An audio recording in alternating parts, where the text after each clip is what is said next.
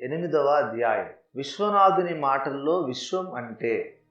ఈ విశ్వాన్ని గురించి బైబిల్ అనేకమైన అద్భుత విషయాలను చెబుతుంది.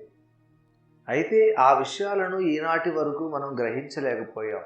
ఈ విశ్వపు ఆవిర్భావం చరిత్ర, అందులో మనం నివసిస్తున్న ఈ భూలోకపు చరిత్ర, ఈ విషయాలను గురించి బైబిల్ గ్రంథం ఎన్నో నిగూఢ విషయాలు ప్రకటిస్తోంది. అయితే ఆ అద్భుత చరిత్రను మనం గ్రహించలేకపోతున్న కారణం ఏమిటంటే, అసలు పరలోకం అనే స్థలాన్ని గురించి మనం పొరపాటు అభిప్రాయాలు కలిగి ఉండటమే.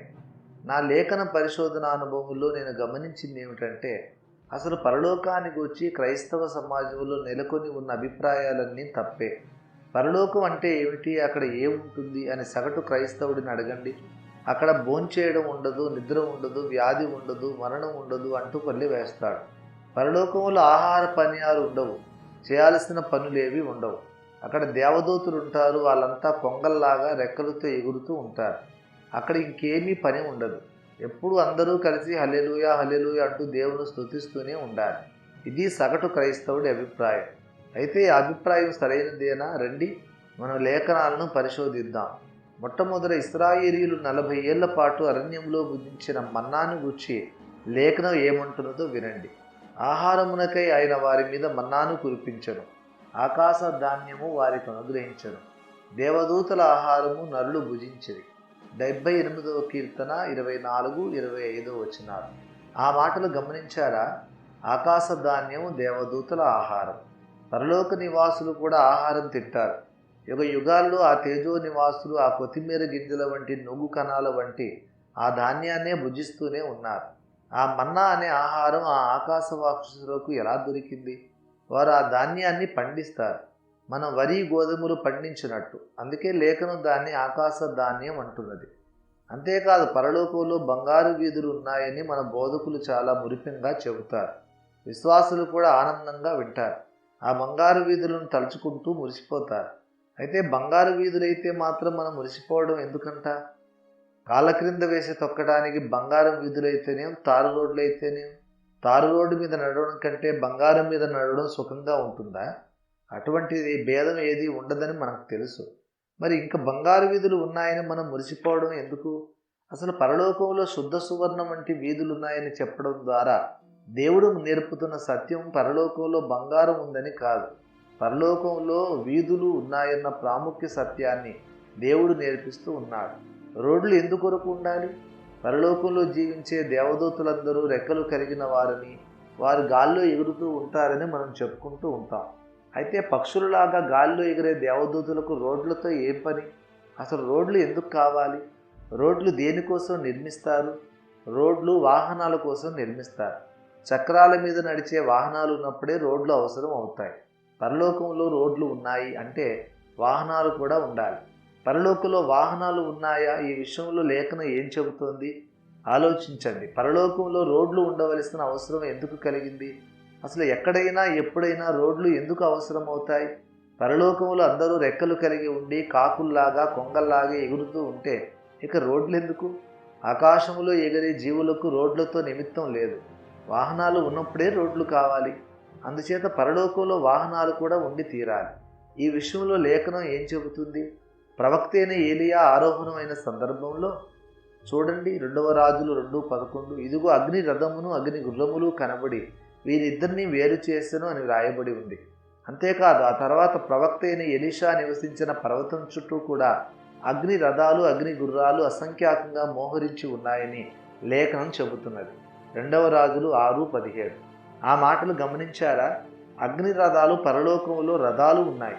రథాలంటే ఏమిటి? వాహనాలే కదా. అందుకొరకు పరలోకంలో రోడ్ల నిర్మాణం అవసరమైంది. అంతేకాదు, పరలోకంలో ఇతర జంతువులు కూడా ఉన్నాయి. అగ్ని గుర్రాలను కూడా లేఖనం ప్రస్తావిస్తున్నది. గుర్రాలు ఉన్నప్పుడు పరలోకంలో ఏనుగులు కూడా ఉండవచ్చు. మీకేమైనా అభ్యంతరమా? ఇంకా అనేకమైన ఇతర ప్రాణులు కూడా ఉండవచ్చు. గుర్రాలు కూడా ఉన్నాయి, ఆహారం ఉంది, ఆయుధాలు ఉన్నాయి, వస్త్రాలు ఉన్నాయి, నివాసాలు ఉన్నాయి. కనుక సార్వత్రిక క్రీస్తు సంఘం పరలోకాన్ని గూర్చి తన అభిప్రాయాలను సవరించుకోవాలి, మార్చుకోవాలి. ఇంతవరకు చదివిన తర్వాత పాఠకులు ఎవరైనా, ఓ సింతేనా, రంజిత్ గారు అంతరిక్షంలో బుద్ధిజీవులను గూర్చి చెబుతానంటూ మొదలుపెట్టి ఇప్పుడు పరలోకాన్ని గూర్చి మాట్లాడుతున్నారు అంటే ఆయన దృష్టిలో అంతరిక్షంలో బుద్ధిజీవులు అంటే దేవదూతలు అన్నమాట అని అనుకోవచ్చు. అలా అనుకున్నారంటే మీరు పప్పులో కాలు వేస్తారన్న మాటే. నేను దేవదూతలను అంతరిక్షంలో బుద్ధిజీవులని చెప్పటం లేదు. నిజానికి నేను మాట్లాడుతున్న పరలోకం కూడా మీరు అనుకుంటున్న పరలోకం కాదు. పరలోక పట్టణాన్ని గురించి నేను మాట్లాడటం లేదు. అనేక కోట్ల గ్రహాలతో కోటానుకోట్ల ప్రపంచాలతో కూడుకున్న ఒక అనంత విశ్వ సామ్రాజ్యం పరలోకం. ఈ విశ్వ సామ్రాజ్యాన్ని గురించి నేను మాట్లాడుతున్నాను. ఈ విశ్వాన్ని గురించి బైబిల్ ఏం చెబుతున్నది? ఈ విశ్వములో ఇతర లోకాలు ఉన్నాయా? ఆయన తన కుమారుని ద్వారా ప్రపంచములను నిర్మించను. హెబ్రీ 1:2. ఈ మాట విన్నారా? ప్రపంచమును కాదు, ప్రపంచములను దేవుడు నిర్మించాడట. బహువచనం ఉపయోగించాడు పరిశుద్ధాత్ముడు. ప్రపంచములు అంటే ఒక్క ప్రపంచమా లేక చాలా ప్రపంచాలా? నిస్సందేహంగా ఎన్నో ప్రపంచాలను దేవుడు సృజించాడు. ఒక్క మన భూప్రపంచం మాత్రమే కాదు. అలాగే హెబ్రీ 11:3లో కూడా ప్రపంచములను దేవుని వాక్యము చేత నిర్మాణమైనవి అంటున్నది లేఖనం. అనేక ప్రపంచాలు ఉన్నాయనే విషయం బైబిలే చెబుతున్నదని నిరూపించడానికి నేను హెబ్రీ 1:3, హెబ్రీ 11:3 వచనాలను ఆధారంగా తీసుకుంటున్నాను. అయితే అక్కడ ప్రపంచములు అనే మాట ప్రధాన పాఠ్యభాగం మెయిన్ టెక్స్ట్లో వ్రాయబడినప్పటికీ ఫుట్నోట్లో యుగములు అనే మాట వ్రాయబడింది కదా అని ఎవరైనా అభ్యంతరం లేవదీయవచ్చు. ఈ విషయాన్ని గురించిన వివరణ కోసం అపెండిక్స్లో యుగముల ప్రపంచముల అన్న వ్యాసం చదవండి. ఈ ప్రపంచములు ఎన్ని ఉన్నాయి, ఎక్కడ ఉన్నాయి, బైబిల్ ఆధారం ఎక్కడ ఉంది చూద్దాం. ఈ విశ్వ సామ్రాజ్యాన్ని మొదట మన ఎదుట ఆవిష్కరింపజేసేది యోబు గ్రంథం. యోబు గ్రంథం 1:16 గమనించండి. దేవదూతలు యెహోవా సన్నిధిలో నిలుచుటకై వచ్చిన దినమొకటి తటస్థించెను. ఈ వచనములో దేవదూతలు అనే మాట మూల భాషలో దైవ కుమారులు అని వ్రాయబడింది. కనుక దైవ కుమారులు యెహోవా సన్నిధిని నిలుచుటకై వచ్చిన దినమొకటి తటస్థించెను. ఈ వచనములో దేవదూతలు అనే మాట మూల భాషలో దైవ కుమారులు అని వ్రాయబడింది. అంటే వారు ఆ దైవ కుమారులు అంతకు మునుపు ఎక్కడ ఉన్నారు? దేవుని సింహాసన సమక్షంలో మాత్రం లేరు, ఇంకెక్కడో ఉన్నారు. తమ నివాస స్థలాల నుండి ఏర్పరచబడిన ఒక ప్రత్యేక దినాన దేవుని ఎదుటికి వచ్చారు. మళ్ళా 2వ అధ్యాయం 1వ వచనంలో దైవ కుమారుడు యెహోవా సన్నిధిలో నిలుచుటకే వచ్చిన మరి ఒక దినము తటస్థింపగా అని వ్రాయబడి ఉంది. అంటే ఈ మధ్యకాలంలో దేవుని సన్నిధిలో ఆ దైవ కుమారులు లేరు, ఎక్కడికో వెళ్ళి మరలా వచ్చారు.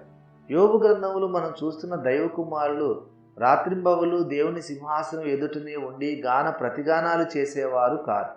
మనం వారానికి ఒకసారి దేవుని ఆరాధించడానికి గుడికి వెళ్ళినట్లు ఆ పరలోక నివాసులు కూడా ఆయా నిర్ణీత సమయాల్లో దేవుని ఎదురుకు వెళ్ళి ఆరాధించి వెళుతున్నారు. మిగతా సమయంలో వాళ్ళు తమకు కేటాయింపబడిన వేర్వేరు ప్రపంచాల్లో నివసిస్తూ ఉంటారు.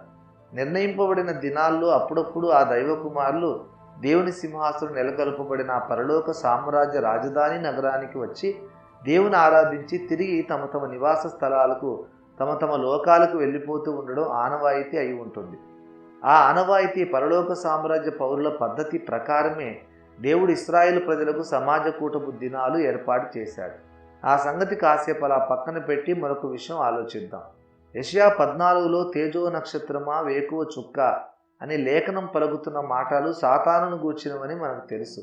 ఒకప్పుడు పరలోక రాజదర్బారులో ఉన్నత స్థానంలో ఉండిన ఆ దైవ కుమారుడు సాతానుగా మారిపోవడానికి కారణమేమిటో ఆ లేఖనం వివరిస్తున్నది. అంతవరకు బాగానే ఉన్నది. అయితే సరిగ్గా అవే బిరుదులు తేజో నక్షత్రం వేకువ చుక్క అనే బిరుదులు మన ప్రభువైన యేసుకు కూడా ఇవ్వబడ్డాయి. ప్రకటన 22:16 చూడండి. నేను ప్రకాశమానమైన వేకువ చుక్కనై ఉన్నాను అంటున్నాడు యేసుప్రభు. లూసిఫరుకు యేసుప్రభుకు ఒకే బిరుదు ఉండడం ఏమిటి? ఇదొక చెక్కు ప్రశ్న. క్రీస్తు ప్రభువుకు సాతానుకు మాత్రమే కాదు, ఇంకా అనేక మంది వ్యక్తులకు పరలోకములో అదే పదవి ఉన్నదని యోబు గ్రంథం మనకు తెలియజేస్తుంది.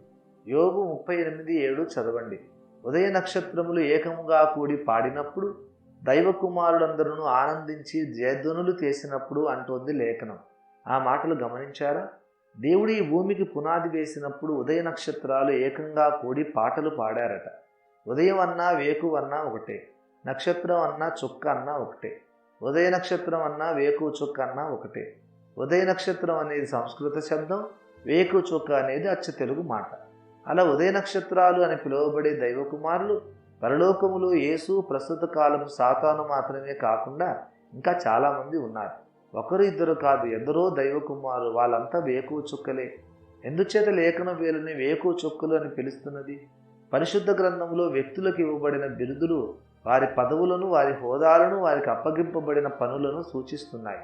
అంతమంది వ్యక్తులను దేవుడు వేకువ చుక్కులని పిలుస్తున్నాడంటే ఆయన మనకు ఏదో తెలియజేయాలని ప్రయత్నిస్తున్నాడు. పరలోక సామ్రాజ్యంలో దేవుడు కొందరికి వేకువ చుక్కులని బిరుదిచ్చాడంటే ప్రస్తుత ప్రపంచంలో మనం ఎరిగిన వేకువ చుక్కలకు ఆ వ్యక్తులకు ఏదో పోలిక ఉండి తీరాలి. ఇంతకు మనం ఎరిగిన ప్రస్తుత ప్రపంచంలో వేకువ చుక్క అంటే ఏమిటి? అది చేసే పని ఏమిటి? మారుమూల ప్రాంతాల్లో, కొండ కోణంలో, అడవుల్లో నివసించేవారు వేకువని నిద్రలేచి ఆహార సంపాదన కోసం బయలు వెళ్ళాలి. అయితే తెల్లవారి వచ్చిందని వారికి ఎలా తెలుస్తుంది? పల్లెసీమల్లో నివసించే వారికైనా, పట్టణ ప్రాంతాల్లో జీవించే వారికైనా ఈ రోజుల్లో చేతి గడియారాలు సర్వసామాన్యమైపోయాయి. అయితే ప్రాచీన కాలంలో గడియారాలు ఇంకా కనిపెట్టబడని రోజుల్లో నాగరికులకైనా అనాగరికులకైనా సూర్యోదయం సమీపించిందని ఎలా అర్థమయ్యేది? అర్ధరాత్రి దాటాక వారు మెలకు వచ్చినప్పుడల్లా తూర్పు దిశకేసి తమ దృష్టి సారిస్తారు. కొంతసేపటికి తూర్పు దిక్కున అకస్మాత్తుగా ఒక మహాకాంతివంతమైన నక్షత్రం కానవస్తుంది. ఆ నక్షత్రం రాత్రికాలమంతా ఆకాశంలో కనబడదు. అంతవరకు లేని నక్షత్రం తూర్పు దిక్కున అకస్మాత్తుగా మహా తేజోవంతంగా దర్శనమిస్తుంది. అప్పుడు ఆ నక్షత్రం కనబడగానే మన ప్రాచీనులు ఇట్టే గ్రహించేవారు, ఇక సూర్యుడు ఉదయించబోతున్నాడని. అంటే సూర్యుడి ఆగమనాన్ని కాస్త ముందుగానే ప్రకటించడానికి ఏర్పరచబడిన సూచన ఆ నక్షత్రం. ఆ నక్షత్రాన్ని వేకువ చుక్క అంటారు. ఇప్పుడు మన అంశంలోనికి వద్దాం. పరలోకంలోని కొందరు వ్యక్తులను దేవుడు వేకువ చుక్కలని పిలుస్తున్నాడు. ఇప్పటి ప్రకృతిలోని వేకువ చుక్కలతో కొందరు దైవ కుమారులను దేవుడు పోలుస్తున్నాడంటే ఆ దైవ కుమారులు పరలోక సామ్రాజ్యంలో నెరవేర్చిన విధులకు, వారికి అప్పగింపబడిన బాధ్యతకు ఇప్పటి ప్రపంచపు ప్రకృతిలో వేకువ చుక్క చేస్తున్న పనికి పోలిక ఉన్నదన్నమాట. ఇప్పటి ప్రపంచంలో వేకువ చుక్క చేస్తూ ఉన్నవంటి పనినే ఆ రోజులో దైవ కుమారులు చేసేవారన్నమాట. వేకువ చుక్క పని సూర్యుడు వచ్చేస్తున్నాడని ముందుగా ప్రకటించడమేనని మనం చెప్పుకున్నాం. అందుచేత ఈ వేకువ చుక్కులు అనబడిన దైవ కుమారులు కూడా సూర్యుడి ఆగమనాన్ని ప్రకటించడానికి నియమింపబడిన ప్రత్యేక పరిచారకులై ఉండాలి. అంతేకాదు, వేకువ చుక్కతో పోల్చబడిన వ్యక్తులు కొందరున్నారు గనక సూర్యుడితో పోల్చబడిన వ్యక్తి కూడా ఒకరు ఉండాలి. 84వ కీర్తన 11వ వచనం ప్రకారం దేవుడైన యెహోవా సూర్యునితో పోల్చబడ్డాడు. అందుచేత పరలోకంలో సూర్యునితో పోల్చబడిన వ్యక్తి ఒకరున్నారు గనక వేకువ చుక్కులు అనబడిన వారు కూడా కొందరున్నారు గనక ఈ వేకువ చుక్కులు యెహోవా అనబడే సూర్యుడి ఆగమనాన్ని ముందుగా ప్రకటించడానికి ఏర్పరచబడిన ప్రత్యేక దూతలై ఉండాలి. యోబు 1:6-2:1 ప్రకారం పరలోకములోని దైవ కుమారులు ఆయా నిర్ణీత సమయాల్లో దేవుని సన్నిధిలో నిలవడానికి వస్తూ ఉండేవారని, అలా వచ్చిన వారు దేవుణ్ణి ఆరాధించి తమ విధులను గూర్చిన లెక్క ఆయనకు అప్పజెప్పి తిరిగి తమ తమ నివాస స్థలాలకు వెళ్ళిపోయేవారని మనం ముందుగానే చెప్పుకున్నాం. అయితే ఈ వేకువ చుక్కలనే బిరుదు మనకు మరో కొత్త పాఠాన్ని నేర్పిస్తోంది. దైవ కుమారులు అప్పుడప్పుడు తమ నివాస స్థలాలను విడిచి దేవుని సన్నిధికి రావటమే కాదు, దేవుడు కూడా ఆయా సమయాల్లో ఆ దైవ కుమారుల నివాస స్థలాలకు తరలి వెళ్ళేవాడని మనం గ్రహించగలుగుతున్నాం. దేవుడిని యెహోవా సూర్యుని వంటి వాడని లేఖనం చెబుతున్నది గనక ఆయన ఆయా సమయాల్లో తన సామ్రాజ్యంలోని ఆయా లోకాలను దర్శించడానికి, తనిఖీ చేయడానికి వెళ్ళేటప్పుడు తనకు ముందుగా ఎవరో ఒక దూత ఆ లోకానికి వెళ్ళి యెహోవా దేవుడు వస్తూ ఉన్నాడని ఆ లోక నివాసులకు ప్రకటన చేసే ఆనవాయితీ ఉండి ఉండాలి. ఆ లోకాల్లో తమ తమ పనులలో నిమగ్నమై ఉన్న పౌరులు అకస్మాత్తుగా ఆకాశంలో ఒక దేదీప్యమానమైన నక్షత్రం ప్రకాశిస్తూ తమ లోకం వైపుగా ప్రయాణిస్తూ రావడం గమనిస్తారు. ఆ నక్షత్రం అంతకంతకు వారికి సమీపంగా వస్తుంది. చివరకు ఆ నక్షత్రం అఖండ తేజో బిందువులాగా ఆ లోకపు నేల మీద రాలి నిలుచుంటుంది. ఆ పౌరుల దగ్గరగా వెళ్ళి చూస్తారు. ఆ తేజో బిందు ఒక నిర్జీవ నక్షత్రం కాదు, అతడు దైవ మహిమతో ప్రకాశమానంగా వెలిగిపోతున్న ఒక దైవ కుమారుడు. అతన్ని ఆ లోకపు పౌరులు గుర్తుపడతారు. అతను ఒక వేకువ చుక్క. పరలోక విశ్వ సామ్రాజ్య శాసనాల ప్రకారం వేకువ చుక్క ఒక లోకానికి వచ్చాడంటే అతని వెనుక సృష్టికర్త అయిన యెహోవా దేవుడు విచ్చేస్తున్నాడని అర్థం. ఆ వేకువ చుక్క రాగానే ఆ లోకంలో బాకా ఊదబడుతుంది. ఆ లోక నివాసులంతా ప్రత్యేకంగా ఏర్పాటు చేయబడిన ఒక విశాలమైన మైదానములో సమావేశం అవుతారు. ఆ తర్వాత జరిగే కార్యక్రమం మనకు తెలియదు, అది మనకు అప్రస్తుతం కూడా. మెట్టుకు నేను చెప్పవచ్చేది ఏమిటంటే, దేవుడు అప్పుడప్పుడు వెళ్ళి దర్శించడానికి, దైవ కుమారులు అప్పుడప్పుడు వచ్చి దేవుని దర్శించడానికి పరలోకంలో ఏర్పాట్లు చేయబడ్డాయి. అంటే ఆ దైవ కుమారుడి నివాస స్థలాలు దేవుని సింహాసనం ఉన్న పరలోక పట్టణానికి చాలా దూరంలో ఉండి ఉంటాయి. దేవుని సింహాసనం నెలకొల్పబడిన పరలోక పట్టణానికి చాలా దూరంలో ఉన్న దైవ కుమారుల నివాస స్థలాలే ప్రపంచాలు అని మనం గ్రహించాలి. హెబ్రీ 1:2లో దేవుడు తన కుమారుని ద్వారా ప్రపంచములను నిర్మించెను. హెబ్రీ 11:3 ప్రకారం ప్రపంచములు దేవుని వాక్యం వలన నిర్మాణమైనవి. ఈ ప్రపంచాలు ఎక్కడ ఉన్నాయి, వాటిలో ఎవరు నివాసం ఉన్నారు అనేవి ఇప్పుడు మనం సమాధానం వెతకాల్సిన ప్రశ్నలు. అప్పుడప్పుడు ఏ నివాస స్థలాల్లో నుండి దేవుని సన్నిధికి వచ్చేవారో, దేవుడు ఏ నివాస స్థలాలకైతే తనకు ముందుగా వేకువ చుక్కలను పంపి వారి వెనుక తాను వెళ్ళేవాడు, ఆ నివాస స్థలాలే హెబ్రీ 1:2లో 11:3లో చెప్పబడిన ప్రపంచములు అని నేను దైవ ప్రత్యక్షతను బట్టి తెలియజేస్తున్నాను. అంతేకాదు దైవ కుమారులకు ప్రత్యేకింపబడిన నివాస స్థలాలు కొన్ని ఉన్నాయని యూదాపత్రిక 6వ వచనం సాక్ష్యమిస్తుంది.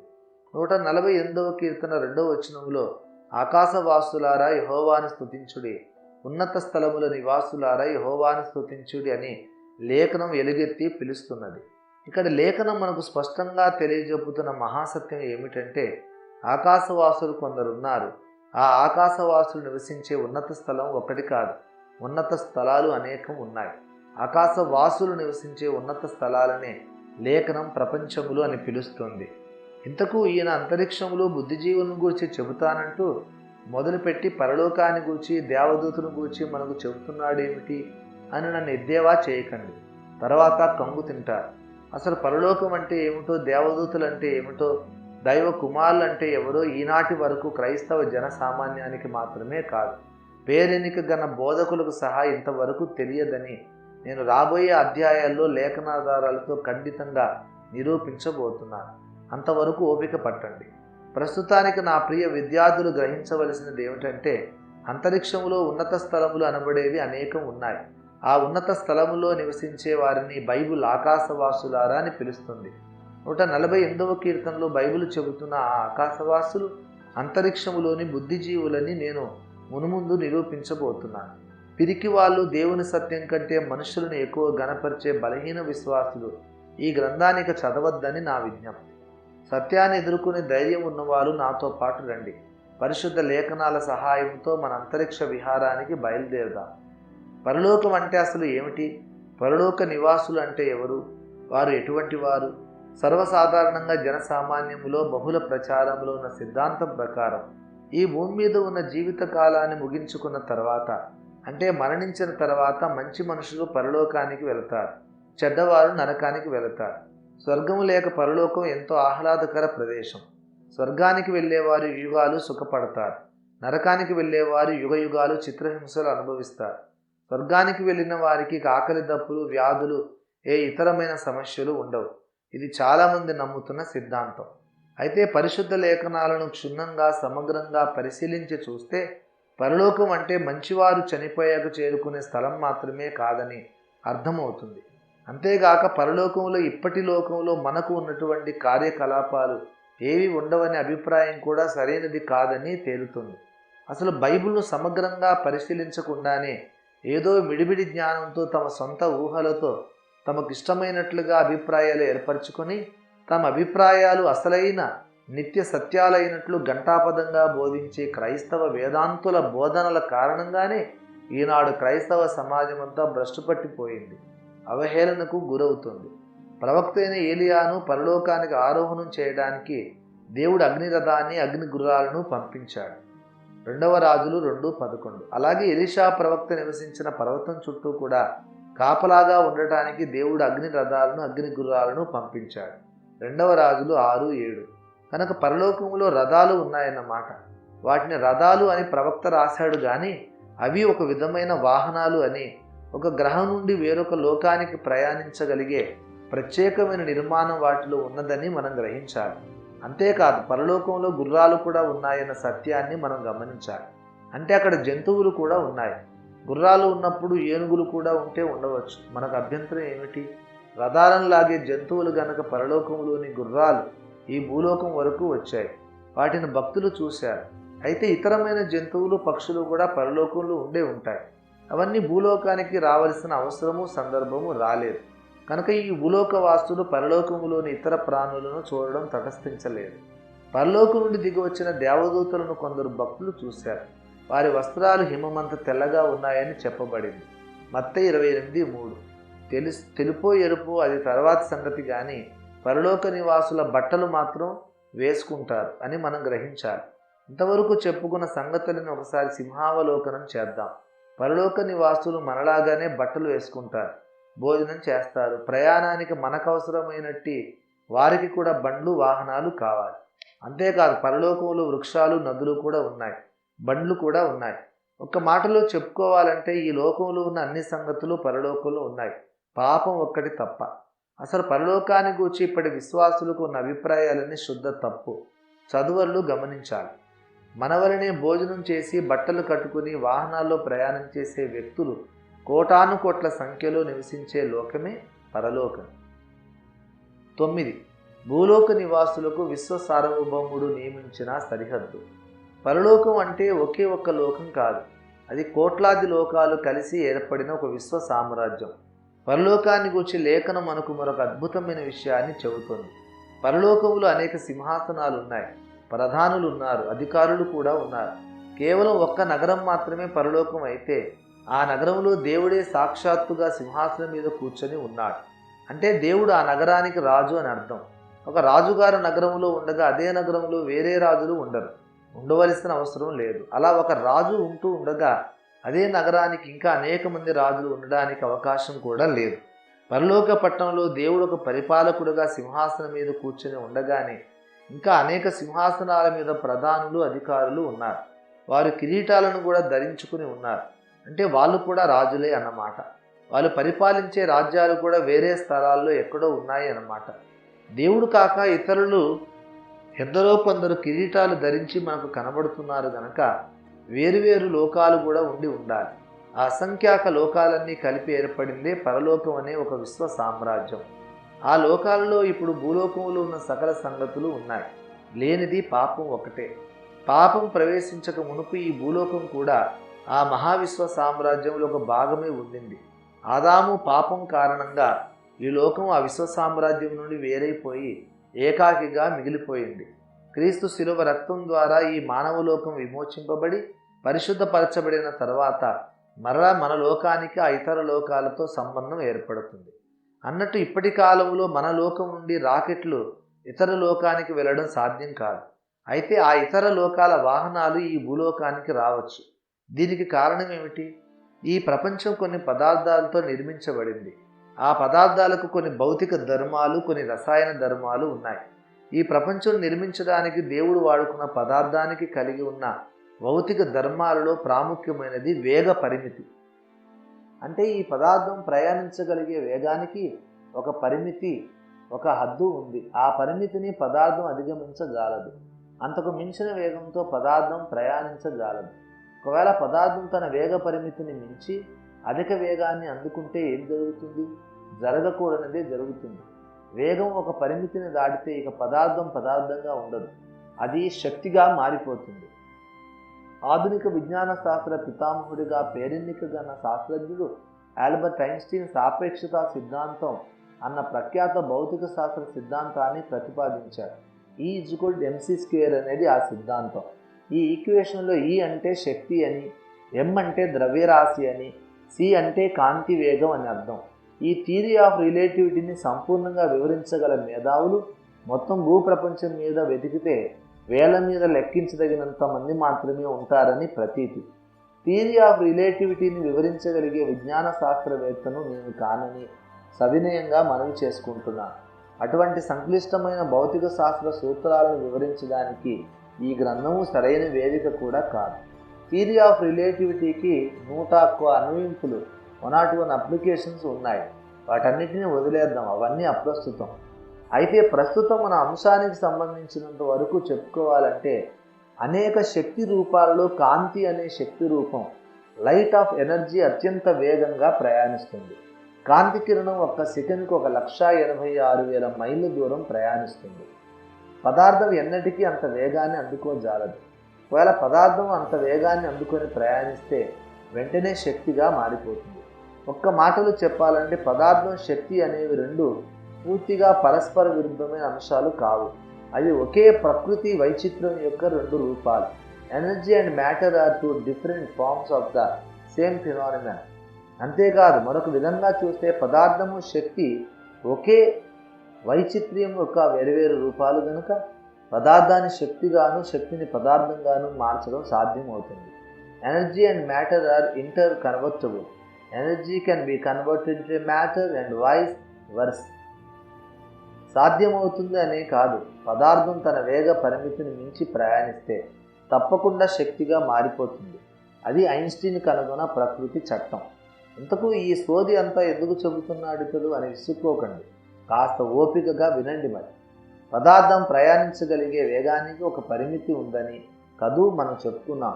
ఇతర గ్రహాలకు ప్రయాణించడానికి మనం తయారు చేసే రాకెట్లు ఏదో ఒక పదార్థంతోనే నిర్మాణం అవుతాయి కనుక ఆ రాకెట్లు ఎంత వేగంగా ప్రయాణించినా కాంతి వేగంతో మాత్రం ప్రయాణించలేవు. మనం తయారు చేసే రాకెట్లు ఒకవేళ కాంతి వేగానికి దరిదాపులకైనా చేరుకుంటే వెంటనే మన రాకెట్లు షేపులు మారిపోయి అసలు ఆకారం లేకుండా పోయి నిరాకారమైన శక్తిగా మారిపోతాయి. ఇంతకు ఇతర గ్రహాల మీదకి ఇతర లోకాల్లోనికి వెళ్ళడానికి మన రాకెట్లకున్న వేగ పరిమితిని గురించి ఎందుకు మనం ఆలోచిస్తున్నాం? ఎందుకంటే మనం ఊహించడానికి కూడా సాధ్యం కానంత అత్యధికమైన వేగంతో, కాంతి వేగానికి సమానమైన వేగంతో, ఇంకా అంతకు మించిన వేగంతో ప్రయాణిస్తే తప్ప ఇతర లోకాలకు మనం వెళ్ళలేము. ఆ గ్రహాలకు మన లోకాలకి ఉన్న దూరం అంత ఎక్కువ అన్నమాట. ఈ విశ్వములో కోటాను కోట్ల నక్షత్రాలు ఉన్నాయి. నక్షత్రాల మధ్య ఉండే దూరం చాలా ఎక్కువ కనుక ఆ దూరాన్ని మైళ్ళలోనూ కిలోమీటర్లలోనూ కొలవరు. అంతరిక్షంలో నక్షత్రాల మధ్య దూరాన్ని కాంతి సంవత్సరాలలో కొలుస్తారు. ఒక కాంతి సంవత్సరం అంటే వెలుగు కిరణం ఒక సంవత్సర కాలంలో ప్రయాణించే దూరం అన్నమాట. వెలుగు కిరణం ఒక సెకనుకు 186,000 మైళ్ళ దూరం ప్రయాణిస్తుంది. అంతే వేగంతో ఒక వెలుగు కిరణం ఆగకుండా ఏడాది పాటు ప్రయాణిస్తే ఎంత దూరం వెళుతుందో ఆ దూరాన్ని ఒక కాంతి సంవత్సరం అంటారు. ఒక కాంతి సంవత్సరం అంటే 1,86,000 ఇంటూ 60 ఇంటూ 60 ఇంటూ 24 ఇంటూ 365.5 దినాలు అన్ని మైళ్ళ దూరం అన్నమాట. అయితే నక్షత్రాలలో మనం నివసిస్తున్న భూగ్రహం నుండి ఒకే కాంతి సంవత్సర దూరం ఉన్న నక్షత్రం ఏదీ లేదు. మనకు అత్యంత సమీపంలో ఉన్న నక్షత్రం ప్రాక్సిమా సెంటూరియా మనకు 4.25 కాంతి సంవత్సరాల దూరం ఉంది. ఇంతవరకు మానవ నిర్మితమైన రాకెట్లు కాంతి వేగాన్ని అందుకోవడం మాట ఉంచండి, అందులో 10వ వంతు వేగాన్ని అందుకోలేదు. ఒకవేళ ఏనాటికైనా మానవులు కాంతి వేగంతో సమానమైన వేగంతో ప్రయాణించగలిగే రాకెట్ను తయారు చేయగలిగినా ఆ సూపర్ ఫాస్ట్ రాకెట్లో కూర్చొని మనం ప్రాక్సిమా సెంటరీని చేరుకోవడానికి 4.25 సంవత్సరాల కాలం పడుతుంది. ఒకవేళ మనం కాంతి వేగంలో సగం వేగాన్ని అందుకోగలిగితే ఆ నక్షత్రాన్ని చేరుకోవడానికి మనకు 8.5 సంవత్సరాల కాలం పడుతుంది. ఒకవేళ మనం కాంతి వేగంతో 10వ వంతు వేగాన్ని సాధించగలిగిన ప్రాక్సిమా సెంటారిని మనం చేరుకోవడానికి మనకు 40.25 సంవత్సరాల సమయం కావాలి. మానవుడు నిర్మించిన రాకెట్ ప్రస్తుతం అందుకోగలిగిన గరిష్ట వేగం సెకనుకి 15.26 కిలోమీటర్లు మాత్రమే. అంటే గంటకు దాదాపుగా 62,140 కిలోమీటర్లు అన్నమాట. ఈ వేగంతో మనకు అత్యంత దగ్గరగా ఉన్న నక్షత్రం ప్రాక్సిమా సెంటారిని చేరుకోవాలంటే దాదాపుగా 73,000 సంవత్సరాలు పడుతుంది. మర్చిపోకండి, ఇప్పుడు నేను చెప్పిందంతా మనకు చాలా సమీపంగా అన్నిటికంటే దగ్గరగా ఉన్న నక్షత్రం సంగతి. ఆ దూరం కేవలం 4.25 కాంతి సంవత్సరాలు మాత్రమే. అయితే ఇతర నక్షత్రాలు మనకు లక్షలాది కాంతి సంవత్సరాల దూరంలో ఉన్నాయి. ఎన్నో నక్షత్రాలు మనకు కోట్ల కాంతి సంవత్సరాల దూరంలో ఉన్నాయి. అంటే మనం కాంతితో సమాన వేగంతో ప్రయాణిస్తేనే ఆ నక్షత్ర మండలాలను చేరుకోవడానికి కోట్ల సంవత్సరాల కాలం పడుతుంది. అన్ని కోట్ల సంవత్సరాల ఆయుష్కాలం మానవుడికి లేదని మనకు తెలుసు. పైపెచ్చు అంత ఎక్కువ వేగంతో మనిషి రాకెట్లో ప్రయాణిస్తే ఆ రాకెట్టు అందులోని మనిషి షేపులు మారిపోయి షేపే కోల్పోయి ఒక నిరాకారమైన శక్తిగా మారిపోతాడు. అందుచేత ఈ భూలోక సంబంధమైన పదార్థంతో నిర్మింపబడిన రాకెట్లో మనం ఇతర నక్షత్ర మండలాల్లోనికి ప్రయాణించడం ఎన్నటికీ సాధ్యం కాదు. మానవ నిర్మితమైన ఈ భూలోక సంబంధమైన రాకెట్ల వేగానికి ఒక హద్దు, ఒక పరిమితి ఉంది. ఈ వేగ పరిమితి కారణంగా మనం చేరుకునే దూరానికి కూడా ఒక పరిమితి ఉంది. ఈ పరిమితిని మానవ జాతి ఉనికికి ఉన్న పొలిమేర అని నేను అంటున్నాను. అపోస్తుల కార్యాల గ్రంథం 17:28లో దేవుడు ఈ భూమి మీద చేసిన 3 ప్రత్యేకమైన కార్యాలు చెప్పబడ్డాయి. మొదటిదిగా దేవుడు ఈ మానవజాతికంతటికీ మూలపురుషుడైన ఆదామును సృజించాడు. రెండవదిగా ఆ ఒక్క మానవుల్లో నుండి దేవుడు ఈ భూమి మీద నానాజాతుల వ్యక్తులను సృజించాడు. మూడవదిగా ఆ మనుషుల నివాస స్థలాలకి దేవుడు ఒక పొలిమేర ఏర్పరిచాడు. అవును, దేవుడు ఏర్పరిచిన ఆ పొలిమేర ఏమిటి? అసలు పొలిమేర అంటే ఏమిటి? ఒక దేశానికి ఉండే సరిహద్దును పొలిమేర అంటారు. ఆ గీతను దాటి ఈ దేశ పౌరులు వెళ్ళకూడదు. అలాగే భూగ్రహ నివాసులు కూడా ఒక సరిహద్దు రేఖను దాటి అంతరిక్షంలోనికి వెళ్ళకూడదు అని దేవుడు నిర్ణయించాడు. అలా మానవులు అంతరిక్షంలోనికి చాలా దూరం వెళ్ళటానికి వీలు లేకుండా ఆటంకాన్ని కూడా దేవుడు ఏర్పరిచాడు. ఒక ప్రహరీ గోడ నిర్మించినట్లు మానవ నిర్మితమైన రాకెట్లు ఒక హద్దు దాటి వెళ్ళలేని పరిస్థితిని దేవుడే ఏర్పరిచాడు. అలాంటి అశక్తతను మానవ జాతికి కలిగించడానికి దేవుడు ఈ భూప్రపంచపు పదార్థపు వేగానికి ఒక పరిమితిని విధించాడు. ఒక పరిమితిని మించి ఈ లోకపు రాకెట్ల వేగం అందుకుంటే శక్తిగా మారిపోవాలని దేవుడే శాసించాడు. అదే మానవ జాతికి, మనుష్యలోకానికి దేవుడు ఏర్పరిచిన పొలిమేర. ఈ పొలిమేర కారణంగానే మానవ నిర్మిత రాకెట్లలో మనం ఎన్నటికీ అంతరిక్షంలోనికి, ఇతర లోకాల్లోనికి వెళ్ళలేము. కానీ ఆ లోక నివాసులు మన లోకానికి రాగలరు. పరలోకం అనేది కోటాను కోట్ల ప్రపంచాలతో కూడుకున్న ఒక సువిశాల విశ్వ సామ్రాజ్యం అని మనం చెప్పుకున్నాం. ఆ విశ్వ సామ్రాజ్యంలో ఆహారం, వస్త్రాలు, వాహనాలు, మన వంటి విజ్ఞానవంతులైన వ్యక్తులు, ఇతర జీవరాశులు ఉన్నాయని కూడా మనం లోగడ చెప్పుకున్నాం. అనేక అంచెలుగా రూపొందించబడిన ఒక క్రమబద్ధమైన పరిపాలనా వ్యవస్థ కూడా పరలోక సామ్రాజ్యంలో ఉన్నదన్న సత్యాన్ని మనం తెలుసుకున్నాం. ఇప్పుడు ఈ ఘట్టంలో మనం మరొక నూతన సత్యాన్ని తెలుసుకోవాలి. అదేమిటంటే పరలోకంలో ఒక అద్భుతమైన సైన్స్ కూడా ఉంది.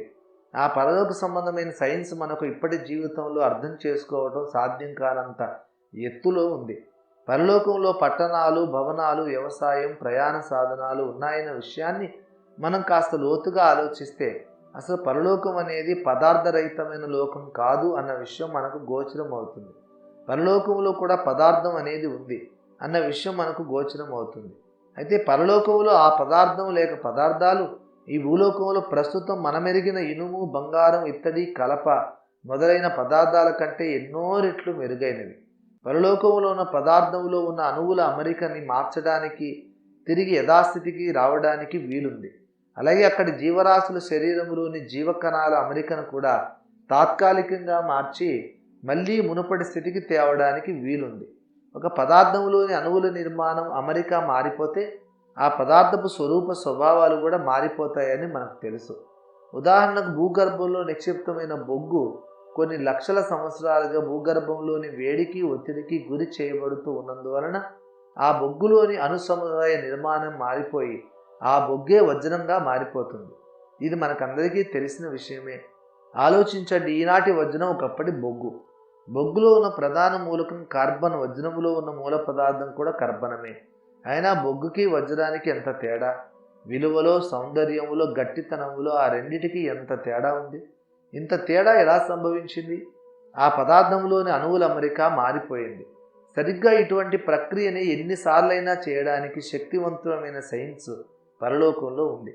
పరలోకపు సైన్స్ పదార్థంలోని అణువుల నిర్మాణాన్ని ఎలా కావాలంటే అలా మార్చగలదు, తిరిగి వెనకటి స్థితికి తీసుకురాగలదు. అదేవిధంగా జీవుల శరీరాల్లోని కణ సముదాయ నిర్మాణాన్ని కూడా ఎలా అవసరమైతే అలా మార్చగలిగే సైన్స్ పరలోకంలో ఉంది. పరలోకపు వ్యక్తులు ఈ భూమి మీదకి తాము వచ్చినప్పుడు ఇష్టానుసారంగా తాము కోరుకున్నప్పుడు ప్రత్యక్షమవుతూ, తాము కోరుకున్నప్పుడు అంతర్ధానమైపోతూ ఉండడానికి కారణం ఇదే.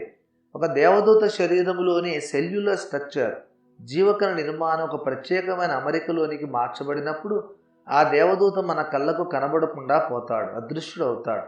అంతేకాదు, అలాంటి అదృశ్య స్థితిలో అతడి శరీరం గుండా మనం నడుస్తూ అవతలికి వెళ్ళవచ్చు. అతడు ఒక గోడలో గుండా నడిచి వెళ్ళగలడు. అయితే తిరిగి అతడి శరీరపు జీవకణాల నిర్మాణం మామూలు స్థితికి మార్చబడినప్పుడు అతడి శరీరం తిరిగి కనబడుతుంది, మన శరీరంలా గట్టిపడుతుంది. ఈ కారణం చేతనే దేవదూతలు కొంతమందికి కనబడి మరికొంతమందికి కనబడకపోవడం జరుగుతుంది. సరిగ్గా ఇలాంటి ప్రక్రియ ఏదో భౌతిక పదార్థాల్లో కూడా జరిగించగలిగే సైన్స్ పరలోకవాసులకు తెలుసు. ఈ కారణం చేతనే పదార్థం కాంతి వేగాన్ని మించి ప్రయాణించజాలదు అనే భూలోక సూత్రం పరలోకపు వాహనాలకు వర్తించదు. పరలోకపు రాకెట్ను నడిపే వ్యక్తి ఆ రాకెట్ను తానే ఒక శక్తిగా మార్చేసి కాంతి వేగానికి లక్షల రెట్లు అధిక వేగంతో నడిపి తాను కోరుకున్న గమ్యస్థానానికి చేరుకోగానే తిరిగి ఆ శక్తి రూపాన్ని మామూలు పదార్థంగా మారుస్తారు. ఇక్కడ మరో ముఖ్యమైన విషయాన్ని నేను మీకు చెప్పాలి. భౌతికంగా ఒక స్థలం నుండి మరొక స్థలానికి ఉన్న అత్యధికమైన దూరాన్ని భౌతిక ప్రయాణంతో మాత్రమే అధిగమించి గమ్యం చేరుకోవాలంటే కాంతి వేగాన్ని మించిన వేగంతో ప్రయాణించిన తట్టుకోగలిగే పదార్థం అవసరం అవుతుంది. లేదా ఆ పదార్థంలోని అణునిర్మాణాన్ని తాత్కాలికంగా అవసరమైన మేరకు మార్చుకొని తిరిగి యథాస్థితికి రప్పించగలిగే టెక్నాలజీ అవసరం అవుతుంది. ఇదంతా భౌతిక వేగాన్ని భౌతికంగానే అధిగమించాలనుకున్నప్పుడు ఏర్పడే పరిస్థితి. అయితే ఇలా భౌతిక దూరాలను భౌతికంగానే అధిగమించడం కాకుండా దీన్ని మించిన మరొక అత్యద్భుత ప్రయాణ పద్ధతి కూడా విశ్వ పౌరులకు అందుబాటులో ఉంది. అదే భిన్న కోణాల గుండా ప్రయాణం, జర్నీ త్రూ డైమెన్షన్స్. ఈ ప్రయాణ పద్ధతిని గురించి నేను నా గ్రంథం విశ్వ చరిత్రలో విపులంగా చెప్పాను.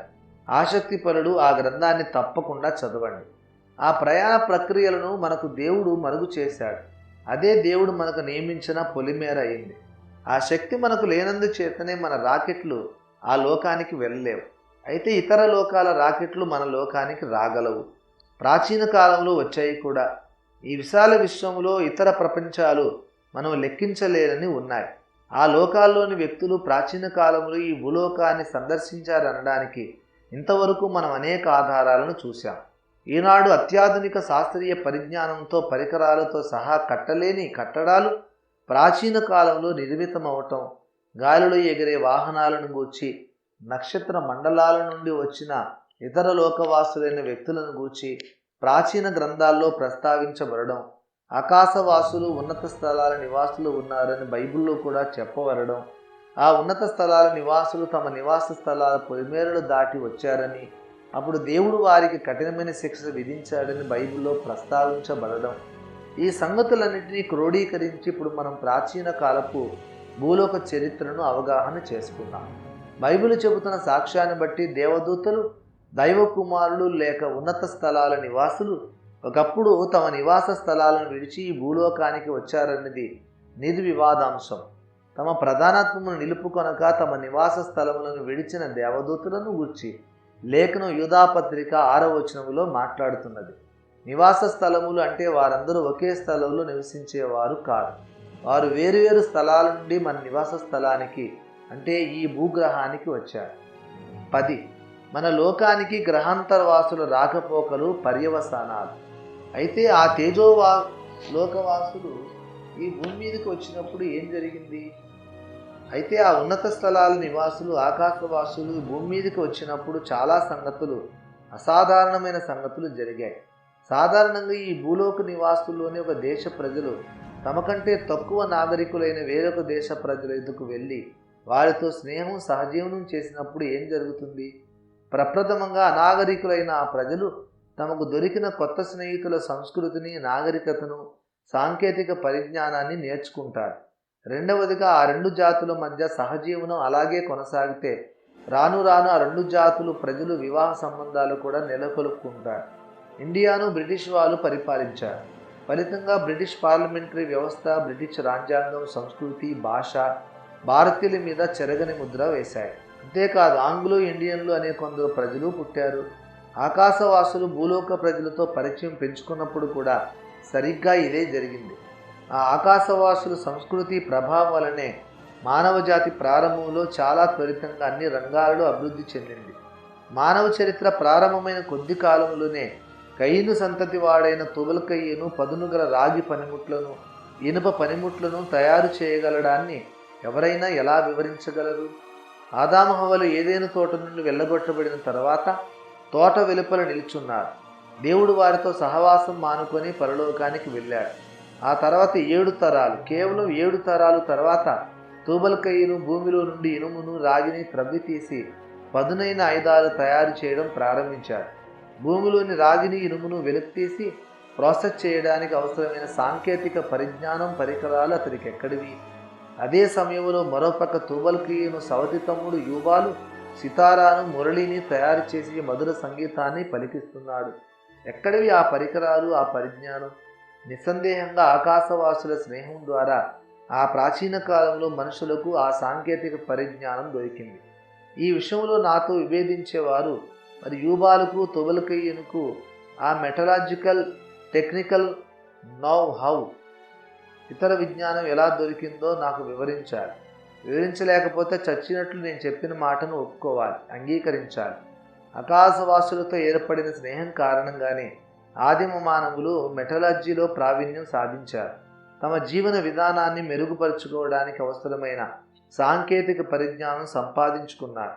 ఆకాశవాసులు అంటే ఇతర గ్రహాల్లోని బుద్ధిజీవులు మన భూలోకాన్ని సందర్శించినప్పుడు ప్రధానంగా 5 విధాలుగా మానవ జాతిని వారు ప్రభావితం చేశారు. 1.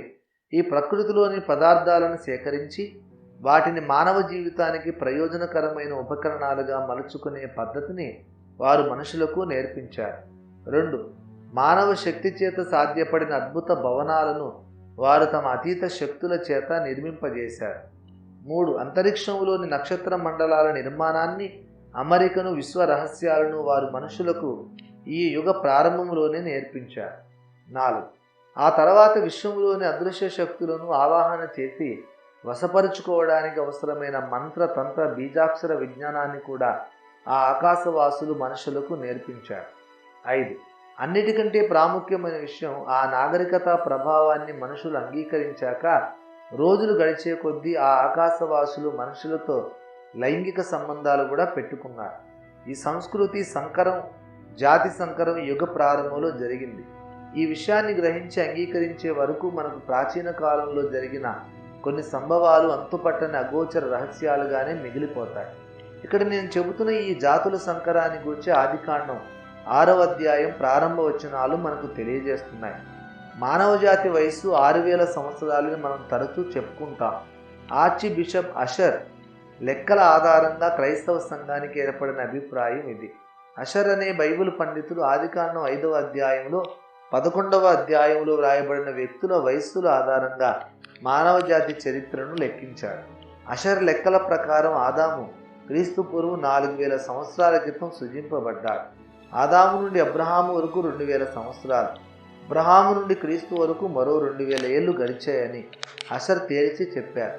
ఈ లెక్కింపును చాలామంది బోధకులు ప్రామాణికంగా తీసుకున్నారు. పైన చెప్పిన అషర్ లెక్కలలో అబ్రహాము తర్వాతి కాలపు లెక్కింపు మాత్రమే నిర్వివాదాస్పదంగా ఉంది.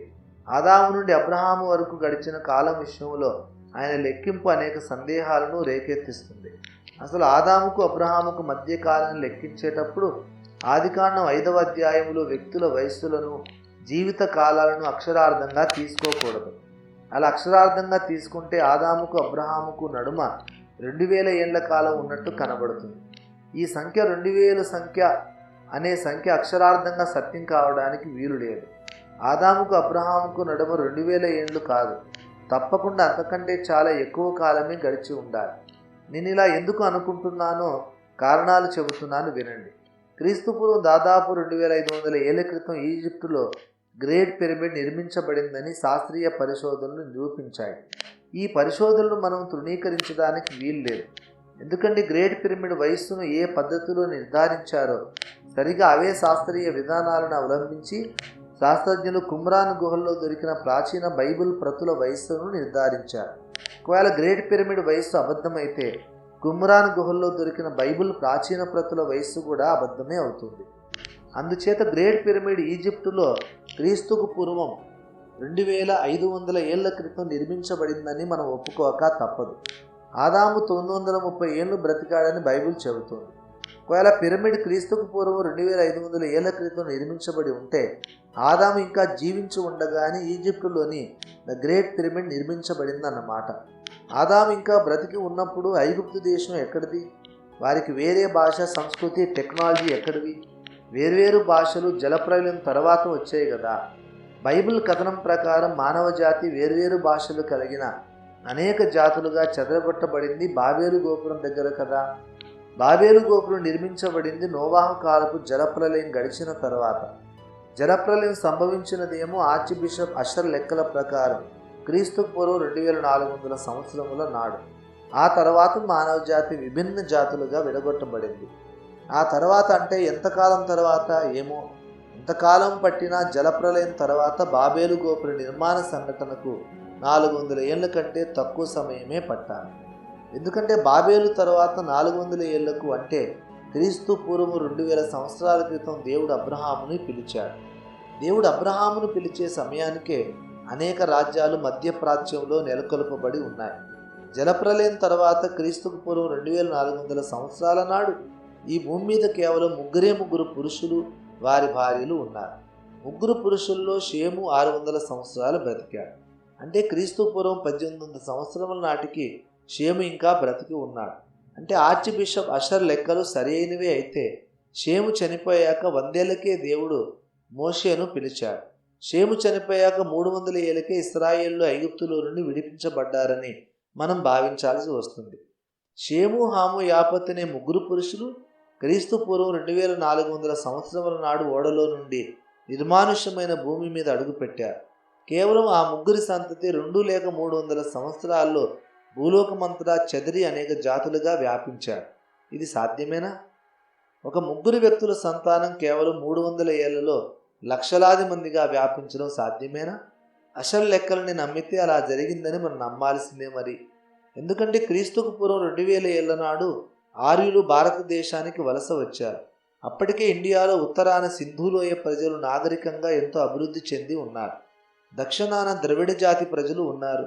అప్పటికే మధ్యప్రాచ్యంలో పర్షియన్లు, జర్మన్లు మొదలైన ఆర్య జాతి ప్రజలు ఉన్నారు. ఫిలిపియా, కనాను దేశాల ప్రజలు ఉన్నారు. వీళ్ళంతా కనీసం కొన్ని లక్షల్లోనైనా ఉండాలి. వీళ్ళంతా కేవలం ముగ్గురిలో నుండి 300 ఏళ్లలో పుట్టారన్నమాట. ఇది ఎంతవరకు హేతుబద్ధం, ఎంతవరకు సమంజసం ఆలోచించండి. నేను ఇంకా లోతుకి వెళ్ళి ఇంకా క్లిష్టమైన విషయాలు మాట్లాడవచ్చు, కానీ సాధారణ పాఠకులకు ఆ విషయాలు కొరుకుడు పడవు.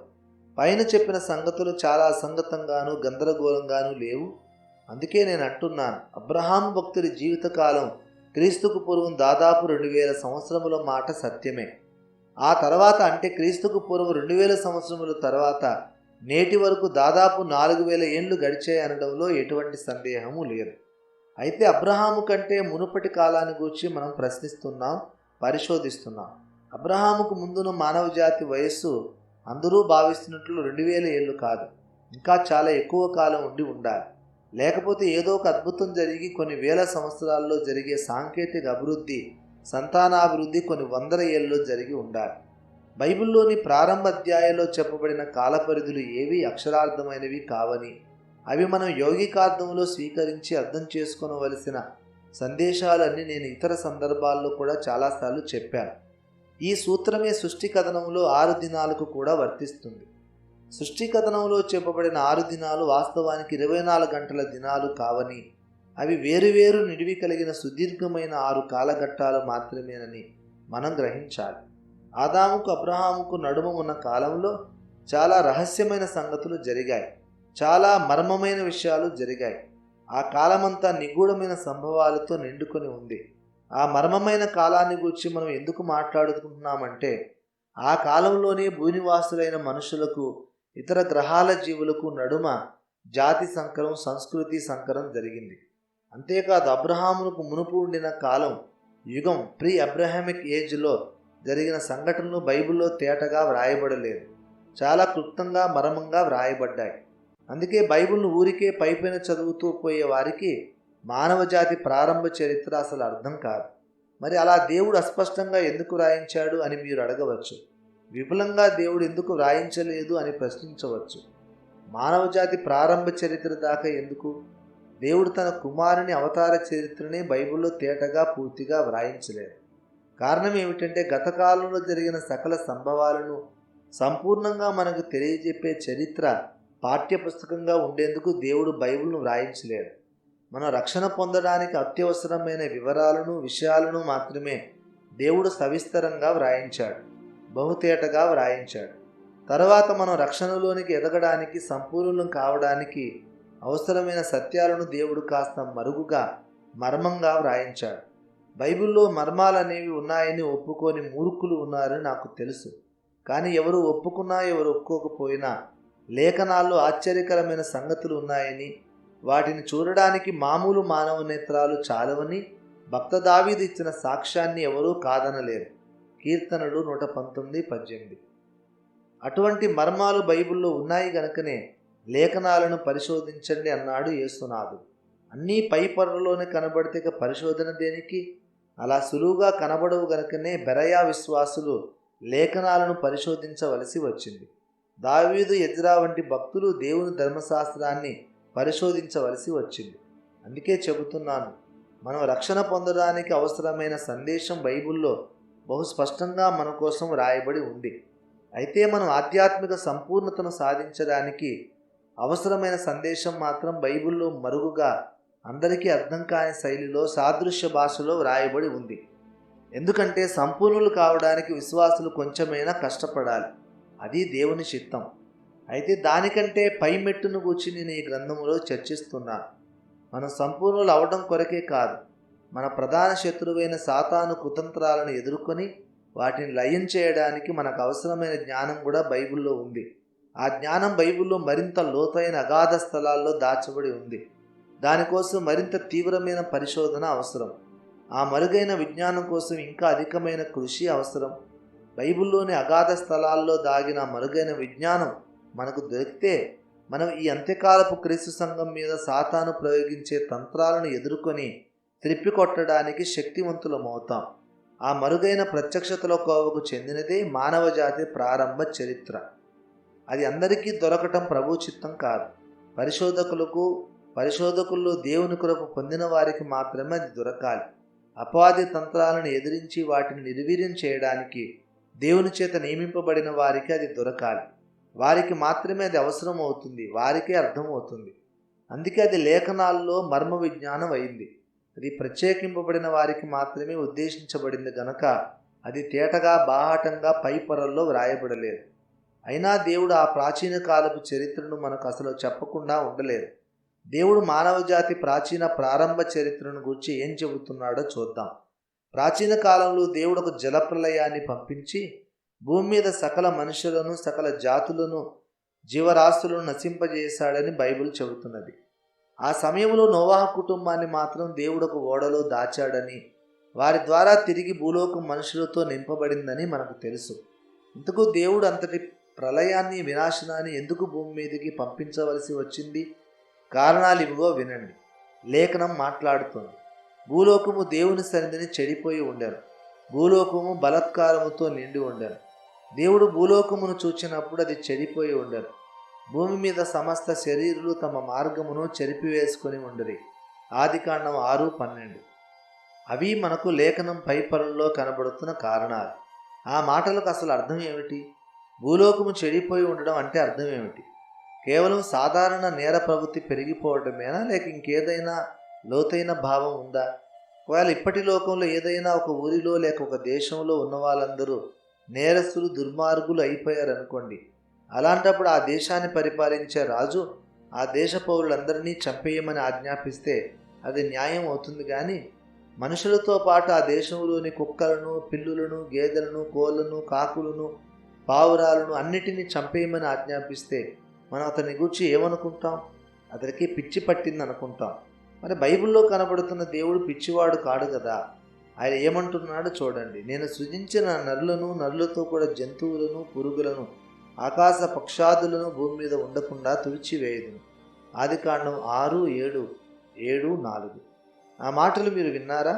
దేవుడు మనుషులందరినీ చంపడానికి జలప్రవాహాన్ని రప్పిస్తే అనుకోకుండా అనివార్యంగా మిగతా ప్రాణులు కూడా నశించాయని మీరు అనుకుంటున్నారేమో.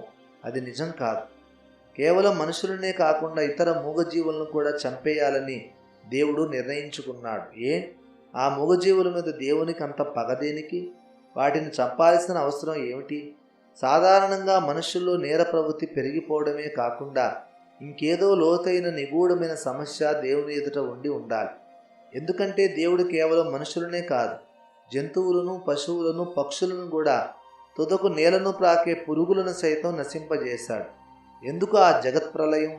అంత అవసరం ఏమొచ్చింది? నిజానికి దేవునికి ఆ సమయంలో గత్యంతరం లేకపోయింది. దేవుని విశ్వ ప్రణాళికలకే విఘాతం కలిగినట్టుగా పరిస్థితులు చెడిపోయాయి. ప్రతి ప్రాణిని దేవుడు నశింప చేయకపోతే దేవుని విమోచన ప్రణాళిక సైతం వ్యర్థమైపోయేదే. ఆదాము హవ్వలు పాపం చేశారు. ఏదైనా తోట నుండి వెళ్ళగొట్టబడ్డారు. వారికి ఒక కుమారుడు పుట్టాడు. వాడి పేరు కయ్యను. ఆదాము హవ్వలకు రెండవ కొడుకు పుట్టాడు. అతడు హేబేలు. వారిద్దరూ పెద్దవారయ్యాక అసూయ ద్వేషాలతో కయీను హేబేలుని చంపేశాడు. ఆ తర్వాత దేవుడు కయీనును శపించాడు. మరెన్నడూ దైవ సన్నిధిలోనికి రాకూడని వాడుగా దేవుడు అతన్ని వెలివేశాడు. అంతవరకు మనకు తెలిసిన కథే. ఆ తర్వాతే మనకు తెలియని కథ, మనకు మరుగైన కథ మొదలవుతుంది. తమ నివాస స్థలములను విడిచిన దేవదూతులను గూర్చి యూదా తన పత్రిక 6వ వచనంలో ప్రస్తావించాడు. దేవదూతలు అలా తమ నివాస స్థలాలను విడవడం సరిగ్గా కయీను వెలివేయబడిన తర్వాత కొద్ది రోజులకే జరిగింది. తమ నివాస స్థలాలను విడిచిన దేవదూతలు నేరుగా భూమి మీదకే వచ్చారు. కయీనుతో అతడి సంతతితో సంబంధాలు నెలకొల్పుకున్నారు. ఆలోచించండి, మొట్టమొదటి ఒక ఊరును కట్టించిన వాడు కయీను. మొదట లోహశాస్త్రాన్ని నేర్పినవాడు కయీను వంశీకుడే. ప్రథమంగా సంగీత వాయిద్యాలను తయారు చేసిన వాడు కూడా కయీను వంశంలో పుట్టినవాడే. ఈ భూమి మీద మొట్టమొదటి మనుషులు వాళ్ళే. వట్టి చేతులతో ఏదేను వెలుపలికి వచ్చిన ఆదామవ్వల కడుపున పుట్టారు. వాళ్ళు అంత అకస్మాత్తుగా టెక్నాలజీ అంతా వారికి ఎక్కడి నుండి వచ్చింది? ఈ భూమికి చెందని ఇతర లోకాల నుండి వచ్చిన జ్ఞానవంతులైన వ్యక్తులు ఎవరో వారికి ఆ టెక్నాలజీని పరికరాలను ఇచ్చి ఉంటే తప్ప మరే విధంగానూ అది సాధ్యమయ్యే విషయం కాదు. ఈ విషయాన్ని నేను ఇంతకు మునిపే ఈ గ్రంథములో మీ దృష్టికి తెచ్చాను. అలా ఈ భూమి మీదకి ఆదాము యుద్ధకు అభివృద్ధి చెందిన టెక్నాలజీ రెడీమేడ్గా దిగివచ్చాక ఆ టెక్నాలజీని ఆదాము హవ్వలకు ఆ పిమ్మట పుట్టిన ఇతర సంతానం కూడా నేర్చుకున్నారు. నరులు భూమి మీద విస్తరింపనారంభించారు. ఆదికాండం 6:1. ఆదాముకు షేతు అనే కుమారుడు పుట్టాడు. ఇంకా అనేకులైన కుమారులు కుమార్తెలు పుట్టారు. వారికి మళ్ళీ కుమారులు కుమార్తెలు పుట్టారు. ఆ దినాల్లో దేవుని కుమారులు అనబడే కొందరు వ్యక్తులు తరచూ భూమి మీదకి వచ్చేవారు. వారు అంతరిక్షం నుండి వస్తున్నారని భూనివాసులకు తెలిసిపోయింది. వారు కొన్నిసార్లు ఆకస్మికంగా ప్రత్యక్షమయ్యేవారు.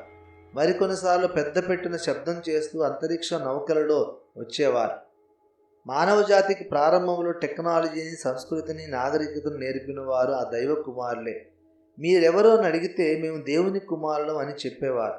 వారికి ఉన్న శక్తులు, సామర్థ్యం మానవులకు అతీతమైనవి.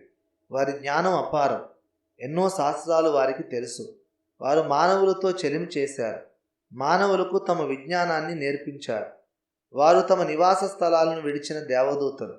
నిజానికి 148వ కీర్తనలో చెప్పబడిన ఆకాశవాసులు వీరే. దేవుడు తన కుమారుని ద్వారా ప్రపంచమును నిర్మించనని లేఖనం చెబుతున్నదని మనకు తెలుసు. ఆ అనేక ప్రపంచములో వ్యక్తులే ఆకాశవాసులు.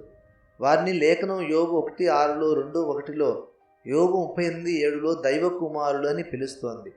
వారిని మనం దైవదూతులని పిలవడం తప్పు. నిజానికి మూల భాషలో వారిని లేఖనం దేవకుమారులుగానే మనకు పరిచయం చేస్తున్నది. ఆ ఆకాశవాసులు, ఆ దైవకుమారులు ఏదో గాలి ధూళి లాంటి వారు కారని, వారు ఏదో శక్తులు, ఆత్మలు కారని, వారికి శరీరం ఉన్నది అని మనం తెలుసుకున్నాం. ఆ ఆకాశవాసులు ఆహారం తీసుకుంటారు. వారికి వస్త్రాలున్నాయి. ప్రయాణించడానికి వారికి వాహనాలు అవసరం. మన్నా వారు తినే ఆహారమే. కీర్తనలు 78, 24, 25. వారికి శరీరాలు ఉన్న అవి మనవలే మట్టితో చేయబడిన శరీరాలు కావు. ఆ శరీరాల్లో నివసించేవారు తాము తలుచుకుంటే అంతర్ధానం కాగలరు, కావాలనుకుంటే మళ్ళీ ప్రత్యక్షం కాగలరు. అంతేకాదు, తాత్కాలికంగా తమ రూపాన్ని తాము కోరుకున్న విధంగా మార్చుకోగలరు కూడా. అంటే తమకిష్టమైనప్పుడు ఒక జంతువుగానో ఒక పక్షిగానో కొద్ది సమయం పాటు మారగలరు. వారు కామరూపదారులు. ఆ ఆకాశవాసులు భూమి మీదకు తరచూ వస్తుండగా తమ లోకాల్లో జరిగిన ఒక అద్భుత సంఘటన ఈ భూలోకంలో జరగడానికి దేవుడు అనుమతించడం వారికి కనబడింది. ఆ ఆకాశవాసుల లోకాల్లో స్త్రీ పురుష కలయిక ద్వారా పిల్లలు పుట్టడం అనే పద్ధతి లేదు. వారు దేవుని కుమారుడు అని ఎందుకు పిలువబడతారంటే వారిలో ప్రతి ఒక్కడు ప్రత్యేకంగా దేవుని చేత సృష్టింపబడిన వాడే. ఆ లోకాల్లో ప్రతి ఒక్కడు దేవుని చేత ఒక ప్రత్యేక సృష్టిగా చేయబడిన వాడే గాని అలా సృష్టింపబడిన ఇద్దరు వ్యక్తులు కలిసి మరో ప్రాణిని ఉత్పత్తి చేయటం ఆ ఆకాశవాసులు నివసించే లోకాలలో దేవుడు అనుమతించలేదు.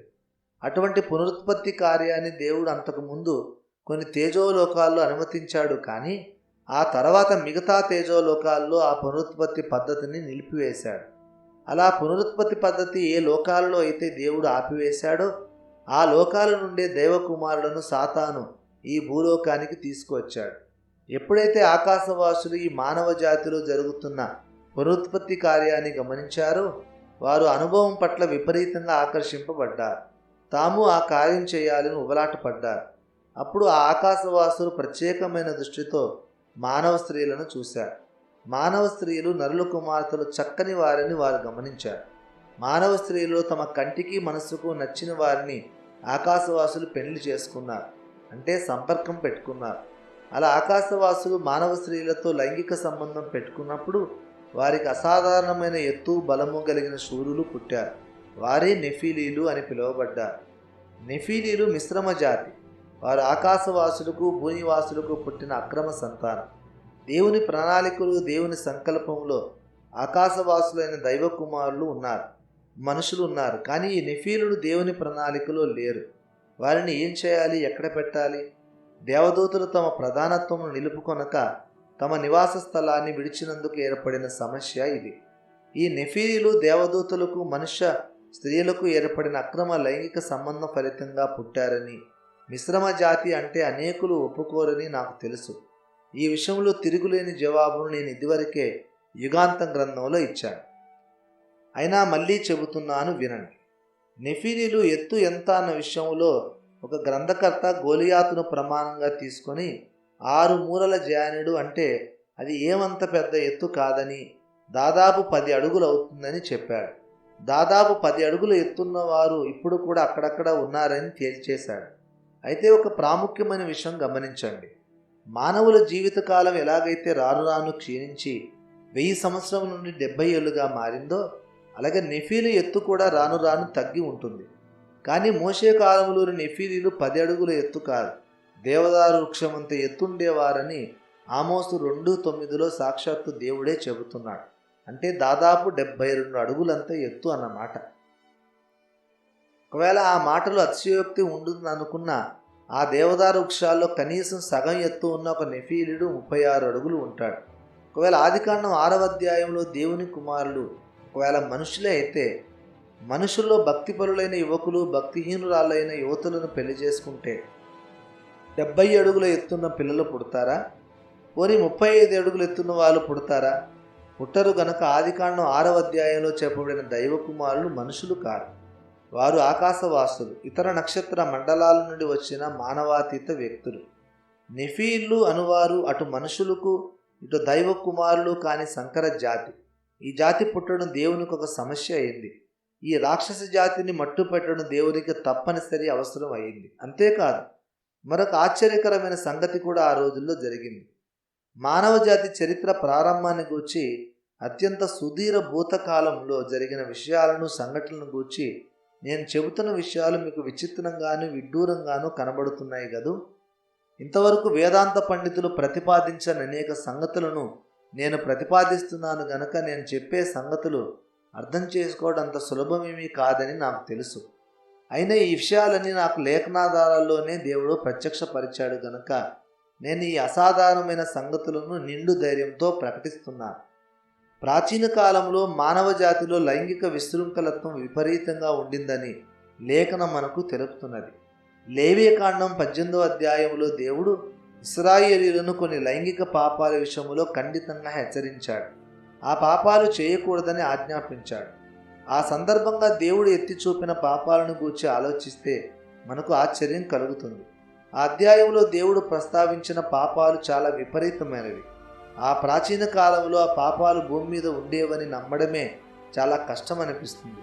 స్త్రీతో శయనించినట్లు పురుషునితో శయనించకూడదు. ఏ జంతువునందును నీ స్ఖలనము చేసి దానివలన అపవిత్రత కలగజేసుకోవద్దన్నాడు. ఆ మాటలు 22, 23 వచనాల్లో చెప్పి వెంటనే 24వ వచనంలో దేవుడు ఏమంటున్నాడు వినండి. నేను మీ ఎదుట వెళ్ళగొట్టుచున్న జనములు వాటన్నిటి వలన ఆ పాపకార్యముల వలన అపవిత్రులైరి. ఆ మాటలను గురించి మీరు ఎప్పుడైనా ఆలోచించారా? కనాను దేశంలో ఆ పాపాలు సర్వసాధారణంగా జరుగుతుండేవి. మనుషులు జంతువులతో సంభోగించడం పురుషగాముల పాపం. ఇవన్నీ కనాన్లో నిత్యకృత్యాలు. ఆ దేశం అపవిత్రత గలది. ఇంతకు ఆ దేశ నివాసులు ఎవరు? ఆ దేశంలో నివసించిన ఆ నీచ పాపాలు చేసిన వారెవరు? నెఫీలీలు. దేవదారు వృక్షమంత ఎత్తైన వారు, సింధూరు వృక్షమంత బలము గలవారు, దేవుని కుమారులకు నరుల కుమార్తెలకు పుట్టినవారు. అటు దేవతలు ఇటు మనుషులు కాని సంకర జాతి వ్యక్తులు.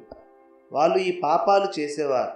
స్త్రీలు మగ జంతువులతో లైంగిక పాపం చేయడం, పురుషులు ఆడ జంతువులతో లైంగిక పాపం చేయడం, నెఫీలీల ఆచారం. లేవి 20:23. జంతువులకు మనుషులకు మధ్య జగుత్సాపరమైన అసహ్యమైన రీతిలో లైంగిక సంబంధాలు ఉండడం ఈ భూలోక నివాసులకు ఎవరు నేర్పించారు? ఆ నీచ పాపం భూలోకములోనికి ఎవరి ద్వారా ప్రవేశించింది? నెఫీలీల ద్వారా. నెఫీలీలు ఆ పాపాన్ని తమ తండ్రుల యొద్ద నేర్చుకుని ఉంటారు. నెఫీలీల తండ్రులు ఎవరో జ్ఞాపకం చేసుకుంటే మనకు ఆనాటి పరిస్థితులు తేలికగా అర్థమవుతాయి. నెఫీలీలు తమకు అనుగ్రహించిన ప్రధానత్వమును నిలుపుకొనక పరశరీరానుసారులైన దేవదూతలు. అక్రమమైన అసహజమైన రీతిలో పరశరీరానుసారులైన ఆకాశవాసులకు పుట్టిన నెఫీలీలు తాము కూడా అసహజమైన లైంగిక పాపాలకు పాల్పడడంలో ఆశ్చర్యం ఏముంది? అలా జరగకపోతేనే మనం ఆశ్చర్యపడాలి. అంటే అవతలి శాల్తీ మగ, ఆడ, లేక మనిషి, జంతువ ఇత్యాది వివరాలు అసలు ఏమాత్రం పట్టించుకోకుండా ఎదురుగా ఒక శరీరం కనబడితే చాలు వెంటనే లైంగిక సంపర్కానికి పూనుకునే నీచత్వం మొట్టమొదటి ఈ భూమి మీదకి ఆకాశవాసులైన దేవదూతల ద్వారానే ప్రవేశించింది. ఆ రకమైన నీచ లైంగిక విశృంఖలత్వం మోషే కాలంలో కూడా జరుగుతూ ఉండిందంటే మరి ఇంకా పురాతన కాలంలో ఇంకెంత ఉధృతంగా ఆ పాపం జరిగిందో మనం అర్థం చేసుకోవచ్చు. ఆకాశవాసులు కామరూపదారుడు, అంటే తాము కోరుకున్న రూపాన్ని తాత్కాలికంగా ధరించగలరని మనం లోగడే చెప్పుకున్నాం. ఆ దేవకుమారులు ఇతర జీవులతో సంపర్కం పెట్టుకోవడానికి ఏ పద్ధతి అవలంబించారో ఇదమిద్దంగా చెప్పడం కష్టం. ఒకవేళ వారు ఏ జంతువుతో కలవాలనుకుంటే ఆ జంతువు రూపంలోనికి మారి కలిసే అవకాశం ఉంది. అయితే అలా జరిగి ఉండదని నేను భావిస్తున్నాను. ఆకాశవాసులు మానవ రూపంలో ఉంటూనే జంతువులతో శారీరక సంబంధాలు పెట్టుకుని ఉంటారు. ఒకవేళ ఆకాశవాసులు తమ కామరూపధారణ శక్తి ఉపయోగించి జంతు రూపం ధరించి జంతువులతో సంభోగిస్తే చూసేవారు అవి రెండు జంతువులని అనుకుంటారు, కానీ మనుషులు కూడా జంతువులతో సంపర్కం చేయవచ్చుననే ఐడియా రాదు కదా. కానీ ఆకాశవాసులు మానవ రూపంలోనే జంతువులతో విచ్చలవిడిగా లైంగిక పాపం చేయడం అప్పటి భూనివాసులు చూసి ఉంటే మనము అలా చేయవచ్చు కదా అన్న ప్రేరణ పొందుతారు. సరిగ్గా అదే జరిగింది. అంతరిక్షం నుండి దిగి వచ్చిన ఆకాశవాసులు దేవుని కుమారులు మానవ శరీరాల వంటి రూపం కలిగి జంతువులతో లైంగిక పాపం చేశారు. నేను ఈ విషయాన్ని ఎందుకు ఇంతగా నొక్కి చెబుతున్నానని కొందరు అభ్యంతరపడవచ్చు. అయితే ఈ విషయం అవసరం గనుకనే చెబుతున్నాను. దేవదూతలను అనుకరిస్తూ కొందరు మనుషులు జంతువులతో సంభోగిస్తే పునరుత్పత్తి క్రియ జరగదు. కానీ దేవదూతల శరీరాలు మహిమ శరీరాలు కదా. మానవుల కంటే వారు అధిక శక్తి సంపన్నులు. మానవులు చేయలేనివి పనిని దేవకుమారులు చేయగలరు. దేవదూతలు ఆకాశవాసులు ఏ జాతి జీవులతోనైనా పునరుత్పత్తి చేయగలరు. ఆకాశవాసులు మానవ స్త్రీలతో కలిస్తే వారు గర్భవతులైనట్లే వారు ఆడ జంతువులతో కలిస్తే అవి కూడా గర్భం దాల్చాయి. ఆకాశవాసులు సంయోగంతో మానవ స్త్రీలకు పుట్టిన నెఫీలులు ఎలా అసాధారణమైన ఎత్తు ఉండేవారు, అలాగే వారి కలయికతో ఆడ జంతువులకు పుట్టిన జంతువులు కూడా చాలా పెద్ద పరిమాణంలో ఉండేవి. అలా ఆకాశవాసులు ఈ భూలోక జంతువులలో పాపం చేసినప్పుడు పుట్టిన రాక్షస జంతువులే డైనోసార్లు, అల్లోసార్లు మొదలైన జీవులు. పురాతన కాలంలో జీవించి ఆ తర్వాత విచిత్రంగా ఆకస్మికంగా అంతరించిపోయిన డైనోసార్ల ఉనికికి ఇంతకంటే మెరుగైన వివరణ లేదు. నాస్తికులు ఈ సృష్టిని వివరించడానికి పరిణామవాదాన్ని ఆశ్రయిస్తారు. ఏక కణాంగ జీవి నుండి ప్రాణికోటి పరిణామం చెందుతూ వచ్చిన క్రమంలో ఎప్పుడో ఒక దశలో డైనోసార్లు ఉద్భవించాయని నాస్తికుడు చెబుతాడు. డైనోసార్ల ఎముకలు దొరుకుతున్నాయి. వాటిని దేవ విరోధులైన నాస్తికులు నిర్దేవ సమాజానికి చెందిన శాస్త్రజ్ఞులు తమ ప్రయోగశాలలో తయారు చేయడం లేదు. భూమి లోపలి పొరల్లో శాస్త్రజ్ఞుల త్రవ్వకాలలో అవి దొరుకుతున్నాయి. వాటి పరిమాణం, సైజు, వాటి ఆకృతి శాస్త్రీయమైన విధానాలతో ఊహించి లెక్కలు కట్టి శాస్త్రజ్ఞులు వాటి నమూనాలను తయారు చేశారు. అలాంటి ప్రాణులు ఏవి ఇప్పుడు లేవు. అవి ఎప్పుడు ఎలా అంతరించిపోయాయో సబబు సమాధానం చెప్పాల్సిన అవసరం నాస్తికుడికి లేదా? వాళ్ళు సమంజసమైన జవాబులు ఎప్పుడు చెప్పారు గనక ఈ విశ్వం ఆవిర్భావం, ప్రాణికోటి పుట్టుక మొదలైన విషయాల్లో నాస్తికులు తాము నమ్మే సైన్స్కే విరుద్ధమైన సమాధానాలు ఇస్తారు. తక్కువ స్థాయికి చెందిన ప్రాణిలో నుండి ఎక్కువ స్థాయికి చెందిన ప్రాణి పుట్టుకొచ్చింది అన్నది పరిణామవాదం. జన్యుశాస్త్రం ప్రకారం తల్లిదండ్రులకు ఏ లక్షణాలు ఉంటాయో పుట్టబోయే శిశువులకు సరిగ్గా అదే ఆకృతి, అవే లక్షణాలు ఉంటాయని జన్యుశాస్త్రం చెబుతుంది. అయినా సైన్స్ను నమ్ముతానని చెప్పే నాస్తికుడు పరిణామవాదాన్ని నమ్ముతాడు.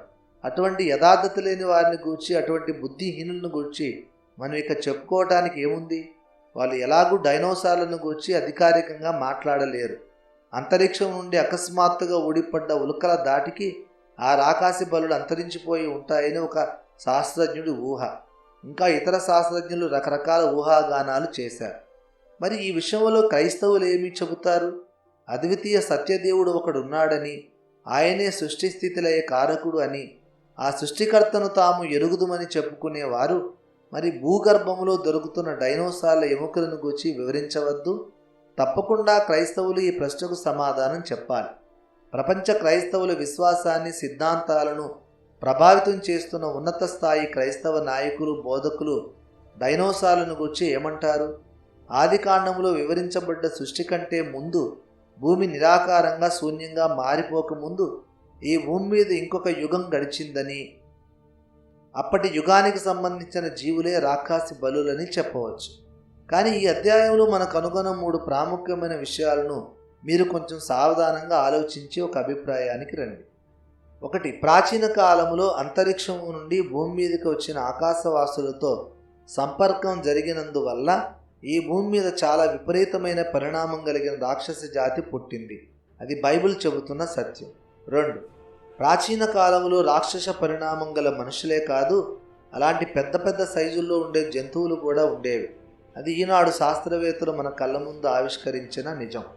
రాక్షస పరిణామం గల నెఫీలీలు, రాకాసి బలులు, ఇతర జంతువులు ఈ 2 గతకాలపు నిజాలు. 3.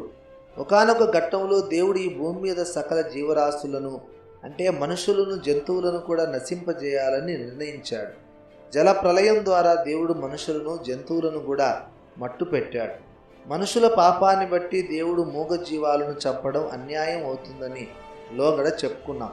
మనుషులతో పాటు జంతువులను కూడా చంపడానికి దేవునికి ఏదో బలమైన కారణం ఉండి ఉండాలి. ఇప్పుడు ఆలోచించండి, జలప్రలయానికి ముందు నెఫీలీలు పుట్టడం ప్రారంభమైంది. వారు సంకర జాతి. వారితో పాటు జంతువులను కూడా చంపక తప్పదని దేవుడు తీర్మానించాడంటే సంకర జాతి జంతువులు కూడా అప్పుడే ఉండి ఉండాలి. అప్పట్లో రాక్షస పరిమాణం గల జంతువులు ఉండేవని సైన్స్ చెబుతోంది. అవి ప్రళయానికి ముందు ఉండేవి గనుక జలప్రలయంలో అవి నశించాయని నమ్మటం పూర్తిగా సమంజసం. ఆ జంతువులను చంపడానికే దేవుడు జలప్రలయాన్ని రప్పించాడు. జంతువుల మీద దేవునికి పగ ఏమిటి? వాటిని ఎందుకు చంపాలి? నెఫీలీలులాగా అవి కూడా సంకర జాతి ప్రాణులై ఉండాలి. 70 అడుగుల ఎత్తున నెఫీలీల పుట్టుకకు ఆకాశవాసుల సంపర్కం ఎలా కారణమైనదో, అంత ఎత్తున్న రాకాసి బలుల పుట్టుకకు కూడా ఆ ఆకాశవాసుల అక్రమ లైంగిక సంబంధాలే కారణం అయి ఉండాలి. అందుకే మిశ్రమ జాతి మనుషులు, జంతువులు దేవుని సంకల్ప ప్రకారం పుట్టినవి కావు గనక సంకరం కాకుండా మిగిలిన కొద్ది ప్రాణులను, మనుషులను ఓడలోనికి ఎక్కించడం ద్వారా రక్షించి మిగతా ప్రాణికోటిని జలప్రలయంలో నీటి వరదలో నశింపజేశాడు. నెఫీలీలు ఉన్నారని, డైనోసార్లు ఉన్నాయని అందరూ ఒప్పుకుంటున్నారు. అదేమీ కొత్త సంగతి కాదు. నేను చెబుతున్న కొత్త నిజం ఏమిటంటే, ఆ నెఫీలీలకు, డైనోసార్లకు తండ్రులు ఆకాశవాసులైన దైవ కుమారుడు అని. జంతువులకు ఆకాశవాసులు తండ్రులు కావడం ఏమిటి అని మీరు ప్రశ్నిస్తే, నెఫీలీలు తమ తండ్రులను చూసి జంతువులతో సంభోగించడం నేర్చుకున్నారని మీకు లేఖనంలోనే చూపించాను. ఈ నా థీరీని వ్యతిరేకించేవారు చాలామంది ఉంటారు. నాకు తెలుసు, ఎవరైనా వ్యతిరేకించవచ్చు. మనకు భావ స్వాతంత్రం ఉంది, వాక్ స్వాతంత్రము ఉంది. అయితే వ్యతిరేకించేవారు ఎందుకు వ్యతిరేకిస్తున్నారో కారణాలు వివరించాల్సిన అవసరం కూడా ఉంది. జలప్రలయంలో దేవుడు జంతువులను చంపుతానని ప్రకటించి వాటిని నాశనం చేయడంలో న్యాయం ఏమిటి? జలప్రలయం కంటే ముందున్న లోకంలో తాటి చెట్టంత ఎత్తున్న జంతువులు ఎందుకున్నాయి? అవి ఆ తర్వాత ఎందుకు లేవు? కణాల్లో నివసించిన నెఫీలులకు జంతు సంపర్కం ఆచారం కావటం ఏమిటి? ఈ ప్రశ్నలకు సంతృప్తికరమైన సమాధానం ఇవ్వలేని వారు నేనిచ్చిన వివరణను చచ్చినట్లు ఒప్పుకొని తీరాలి. ప్రాచీన కాలంలో దేవుని కుమారులు అనబడిన ఆకాశవాసులు ఈ భూమి మీదకి వచ్చినప్పుడు జరిగిన ఆశ్చర్యకరమైన సంఘటనలను మనం మనోనేత్రాలతో పరికిస్తున్నాం. ఆ ఆకాశవాసులు సాక్షాత్తు దేవుడే ఏలుతున్న మహిమ ప్రపంచాల పౌరులు. ఆ మహిమ ప్రపంచంలో సైన్స్ ఉంది. అది ఈ లోకపు సైన్స్ కంటే ఎన్నో రెట్లు మెరుగైన విజ్ఞానం. ఈ లోకపు శాస్త్రవేత్తలు భౌతిక ప్రపంచపు నిర్మాణాన్ని మాత్రమే కనుక్కోగలిగారు. అంటే జీవరాశుల జీవ కణాల నిర్మాణాన్ని తెలుసుకున్నారు. పదార్థాల్లోని అణువుల, పరమాణువుల నిర్మాణం తెలుసుకున్నారు. ఆ పైన ఆయా రకాల పదార్థాల రసాయన ధర్మాలు, భౌతిక ధర్మాలు తెలుసుకున్నారు. ఆ మాత్రానికే మేము ఏమో సాధించేశామని మురిసిపోతున్నారు, విర్రవీగుతున్నారు. అయితే ఈ విశ్వంలో భౌతిక పదార్థాలు జీవరాశులే కాక ఆయా పదార్థాల ప్రవర్తనను, పరిస్థితులను ప్రభావితం చేసే శక్తులు కొన్ని ఉన్నాయి. అవి దేవుడు కావు, దేవదూతులు కావు, అవి శక్తులు అంతే. విద్యుత్ శక్తి, గురుత్వాకర్షణ శక్తి, విద్యుత్ అయస్కాంత శక్తి అటువంటి ప్రాణం లేని శక్తులు కావు. అవి సచేతనమైన సజీవమైన శక్తులు. ఆ శక్తులను స్వాధీనపరచుకుంటే భౌతిక పదార్థాల మీద, పంచభూతాల మీద అధికారం సంపాదించవచ్చు. పదార్థాల రసాయన భౌతిక ధర్మాలను తాత్కాలికంగా మార్చవచ్చు. యేసుక్రీస్తు పరలోకానికి వెళ్ళి దూతల మీదను, అధికారుల మీదను, శక్తుల మీదను అధికారం పొందాడని పేతురు 3:22లో వ్రాయబడింది. దూతలెవరో మనకు తెలుసు, అధికారులు ఉన్నారని తెలుసు. మరి ఈ శక్తులు ఎవరు, ఏమిటి? శక్తుల మీద కూడా యేసు అధికారం పొందాడంట. ఈ శక్తులనేవి దేవదూతలకు, అధికారులకు వేరుగా ప్రస్తావించబడ్డాయి గనక ఈ శక్తులు దూతలు కారు, అధికారులు కారు. మరి ఏమిటా శక్తులు? ఆ శక్తులను గురించి మనకు అన్ని వివరాలు తెలియవు, కానీ అసలు శక్తులు అనేవి ఉన్నాయని లేఖనాన్ని బట్టి మనం తెలుసుకుంటున్నాం. ఆ శక్తులు నిద్రానంగా, మౌనంగా ఈ విశ్వంలో ఉంటాయి. తమకు నియమింపబడిన పనిని అవి నిర్వర్తిస్తూనే ఉంటాయి. ఆ శక్తుల ప్రభావాన్ని బట్టి ఆయా పదార్థాలకు కొన్ని రసాయన ధర్మాలు, భౌతిక ధర్మాలు కలుగుతాయి. అయితే ఆ మూగ శక్తులు కొన్ని రకాల శబ్దాలకు ప్రతిస్పందిస్తాయి. కొన్ని శబ్దాలు సృష్టించబడితే అవి కదులుతాయి. ఆ శబ్దాలను పుట్టించిన వారికి అవి లోబడతాయి. ఆ వ్యక్తి ఆదేశించిన ప్రకారం అవి పనులు చేస్తాయి. ఆ నిద్రాణమైన శక్తులను మేలుకొల్పి వశీకరించుకునే శబ్దాలనే బీజాక్షరాలంటారు. ఈ బీజాక్షరాలను క్రమబద్ధంగా పలకడానికి రూపించబడినవే మంత్రాలు.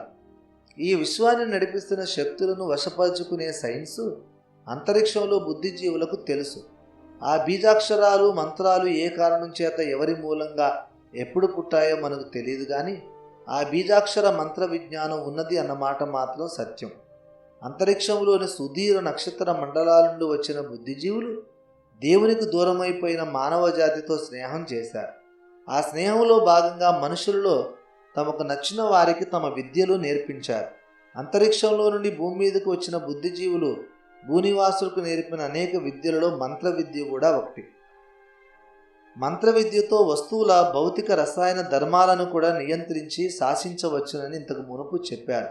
భౌతిక ధర్మాలు అంటే రంగు, రుచి, వాసన, ఆకారం మొదలైనవి అన్నమాట. మంత్ర విజ్ఞానంతో ఒక వస్తువు యొక్క రంగును, ఆకారాన్ని మార్చవచ్చునంటే మీకు ఆశ్చర్యం కలగవచ్చు. అయితే ప్రాచీన కాలంలో ఈజిప్టు దేశంలో అటువంటి మంత్రగాలు ఉండేవారని బైబిల్ సాక్ష్యమిస్తుంది కదా. వాళ్ళు తమ కర్రలను మోషే ఎదుట పారవేశారు. అవి పాములుగా మారాయి, కదులుతున్నాయి. నిజంగానే ఏదో కనికట్టు కాదు, భ్రమ కాదు. ఆ పాముల్ని మోషే పాము మృంగివేసింది, అది వేరే సంగతి. మొదట మోషే తన కర్రను దైవశక్తితో పాముగా మారిస్తే ఆ ఐగుప్తు మాంత్రికులు అదే పని చేశారు. ఆ మరో శక్తిని మంత్రశక్తి అంటారు. అన్నట్లు మనుష్య శక్తితో నిర్మించడం అసాధ్యమైన పిరమిడ్లను అవలీలగా నిర్మించిన ఈజిప్షియన్ల చేతిలోనే ఈ అద్భుత మంత్రశక్తి ఉండడం మీకు ఆసక్తికరంగా కనిపించడం లేదు? దేవునికి దూరమే నిస్సహాయకుడుగా మిగిలిపోయిన ఆదాము సంతతికి ఈ శక్తులు, ఈ రహస్య విద్యలు అన్నీ ఎక్కడి నుండి వచ్చాయి? పిరమిడ్లను కట్టే విజ్ఞానం ఎవరిచ్చారో వారే ఈ కర్రల్ని పాములుగా మార్చే మంత్ర విద్యని కూడా ఐగుప్తీయులకు నేర్పించి ఉండాలి. ఈనాటి అత్యాధునిక సాంకేతిక విజ్ఞానంతో కూడా మనం కట్టలేని అద్భుత కట్టడాలు చాలా ఏళ్ల క్రితమే ఈజిప్షియన్లు కట్టగలిగారు. ఆ అద్భుత నిర్మాణం చేసే శక్తితో పాటు కర్రలను సజీవమైన సర్పాలుగా మార్చగలిగే మంత్రశక్తి కూడా ఈజిప్షియన్ల వద్ద ఉండేది. అయితే ఆశ్చర్యం, ఈనాడు ఈజిప్షియన్లు మరో పిరమిడ్ కట్టలేరు. ఈనాడు వారు కర్రల్ని పాములుగా మార్చలేరు. కారణం ఏమిటి? ఆనాటి ఐగుప్తీయుల మిత్రులు, ఆకాశవాసులు, అంతరిక్షంలోని బుద్ధిజీవులు ఈనాడు భూమి మీదకి రావడం లేదు. ఈనాటి ఈజిప్షియన్లకు ఆ దేవకుమారులతో స్నేహం లేదు. కనుక ఆ పనులు ఇప్పుడు చేయడం సాధ్యం కాదు. ఒక ఈజిప్టులోనే కాదు, ప్రాచీన భారతదేశంలో కూడా చాలా గొప్ప మంత్ర విద్యలు ఉండేవి. అలాగే చైనాలో, ఇతర ఆసియా దేశాల్లో కూడా మంత్ర విద్యలు ఉన్నాయి. అయితే అవి రహస్య విద్యలు. వాటిని బహిరంగంగా కాలేజీల్లో నేర్పించరు. ఆ విద్యలు కలిగిన వారు, వాటి సాధకులు నలుగురి దృష్టిలో పడడానికి ఇష్టపడరు. వారు ఎక్కడో రహస్యంగా తమ విద్యను సాధన చేస్తారు, రహస్యంగా సంచరిస్తారు. అయితే ఆ విద్యల పట్ల ఆసక్తి చూపి వాటిని నేర్చుకోగోరేవారు తప్పకుండా అంధకార రాజ్యాధిపతికి దాసులు అవుతారు. తుదకు నిత్యనాశంలోనికి వెళ్ళిపోతారు. నిత్య నరకాగ్నిలోనికి వెళ్ళగోరే బుద్ధిహీనులు తప్ప ఆ విద్యల జోలికి తెలివైన వారెవరూ వెళ్ళరు. ఈనాడు మనకు కావలసింది మంత్ర విద్యలు కాదు, మహోన్నతుని విద్య. మనం నరకాన్ని తప్పించుకునే మార్గం మనకు కావాలి. ఆ మార్గం యేసే.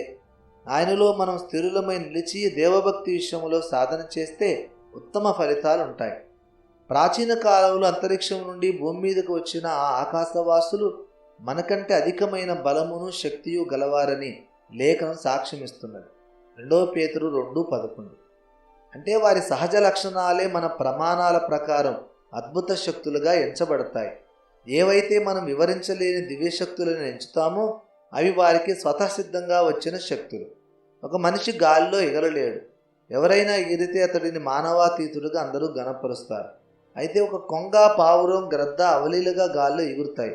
అది వాటికి ప్రకృతి సిద్ధంగా అబ్బిన విద్య. అలాగే ఒక మనిషి నీటిలో మునిగి జీవించలేడు. నీటిలోనే చాలా కాలం బ్రతికి ఉండడం మనిషికి అసాధ్యం. అయితే చేపలకు అది సహజ సిద్ధమైన శక్తి. అదేవిధంగా ఈ విశ్వంలో దేవుడు సృజించిన అనేక ఇతర లోకాలు ఉన్నాయి. సృష్టికర్త అయిన దేవుడు తన చిత్తాన్ని బట్టి ఆ లోకాల్లోని వ్యక్తులకు, జీవరాశులకు మనకంటే ఎంతో మెరుగైన శరీరాలను ఇచ్చాడు. ఎంతో ఎక్కువ బలాన్ని, జ్ఞానాన్ని వారికి అనుగ్రహించాడు ఆయన. ఆ లోకంలోని ప్రతి సాధారణ పౌరుడు మన ప్రమాణాల ప్రకారం ఒక మానవాతీత వ్యక్తి. తలుచుకున్నప్పుడు అంతర్ధానం కావడం, కోరుకున్న రూపం ధరించడం, ఎదుటివాడి మనస్సులోని ఆలోచనను గ్రహించడం, క్షణంలో ఎక్కడికైనా వెళ్ళిపోవడం, తన కళ్ళ ఎదుట ఉన్న వస్తువుల రూపాలను మార్చివేయడం, ఇవన్నీ ఆ లోకాల్లోని ప్రతి వ్యక్తి అవలీలగా చేసే పనులు. భౌతిక పదార్థాల ధర్మాలను తాత్కాలికంగా మార్చడం కూడా వారికి అతి సులభం.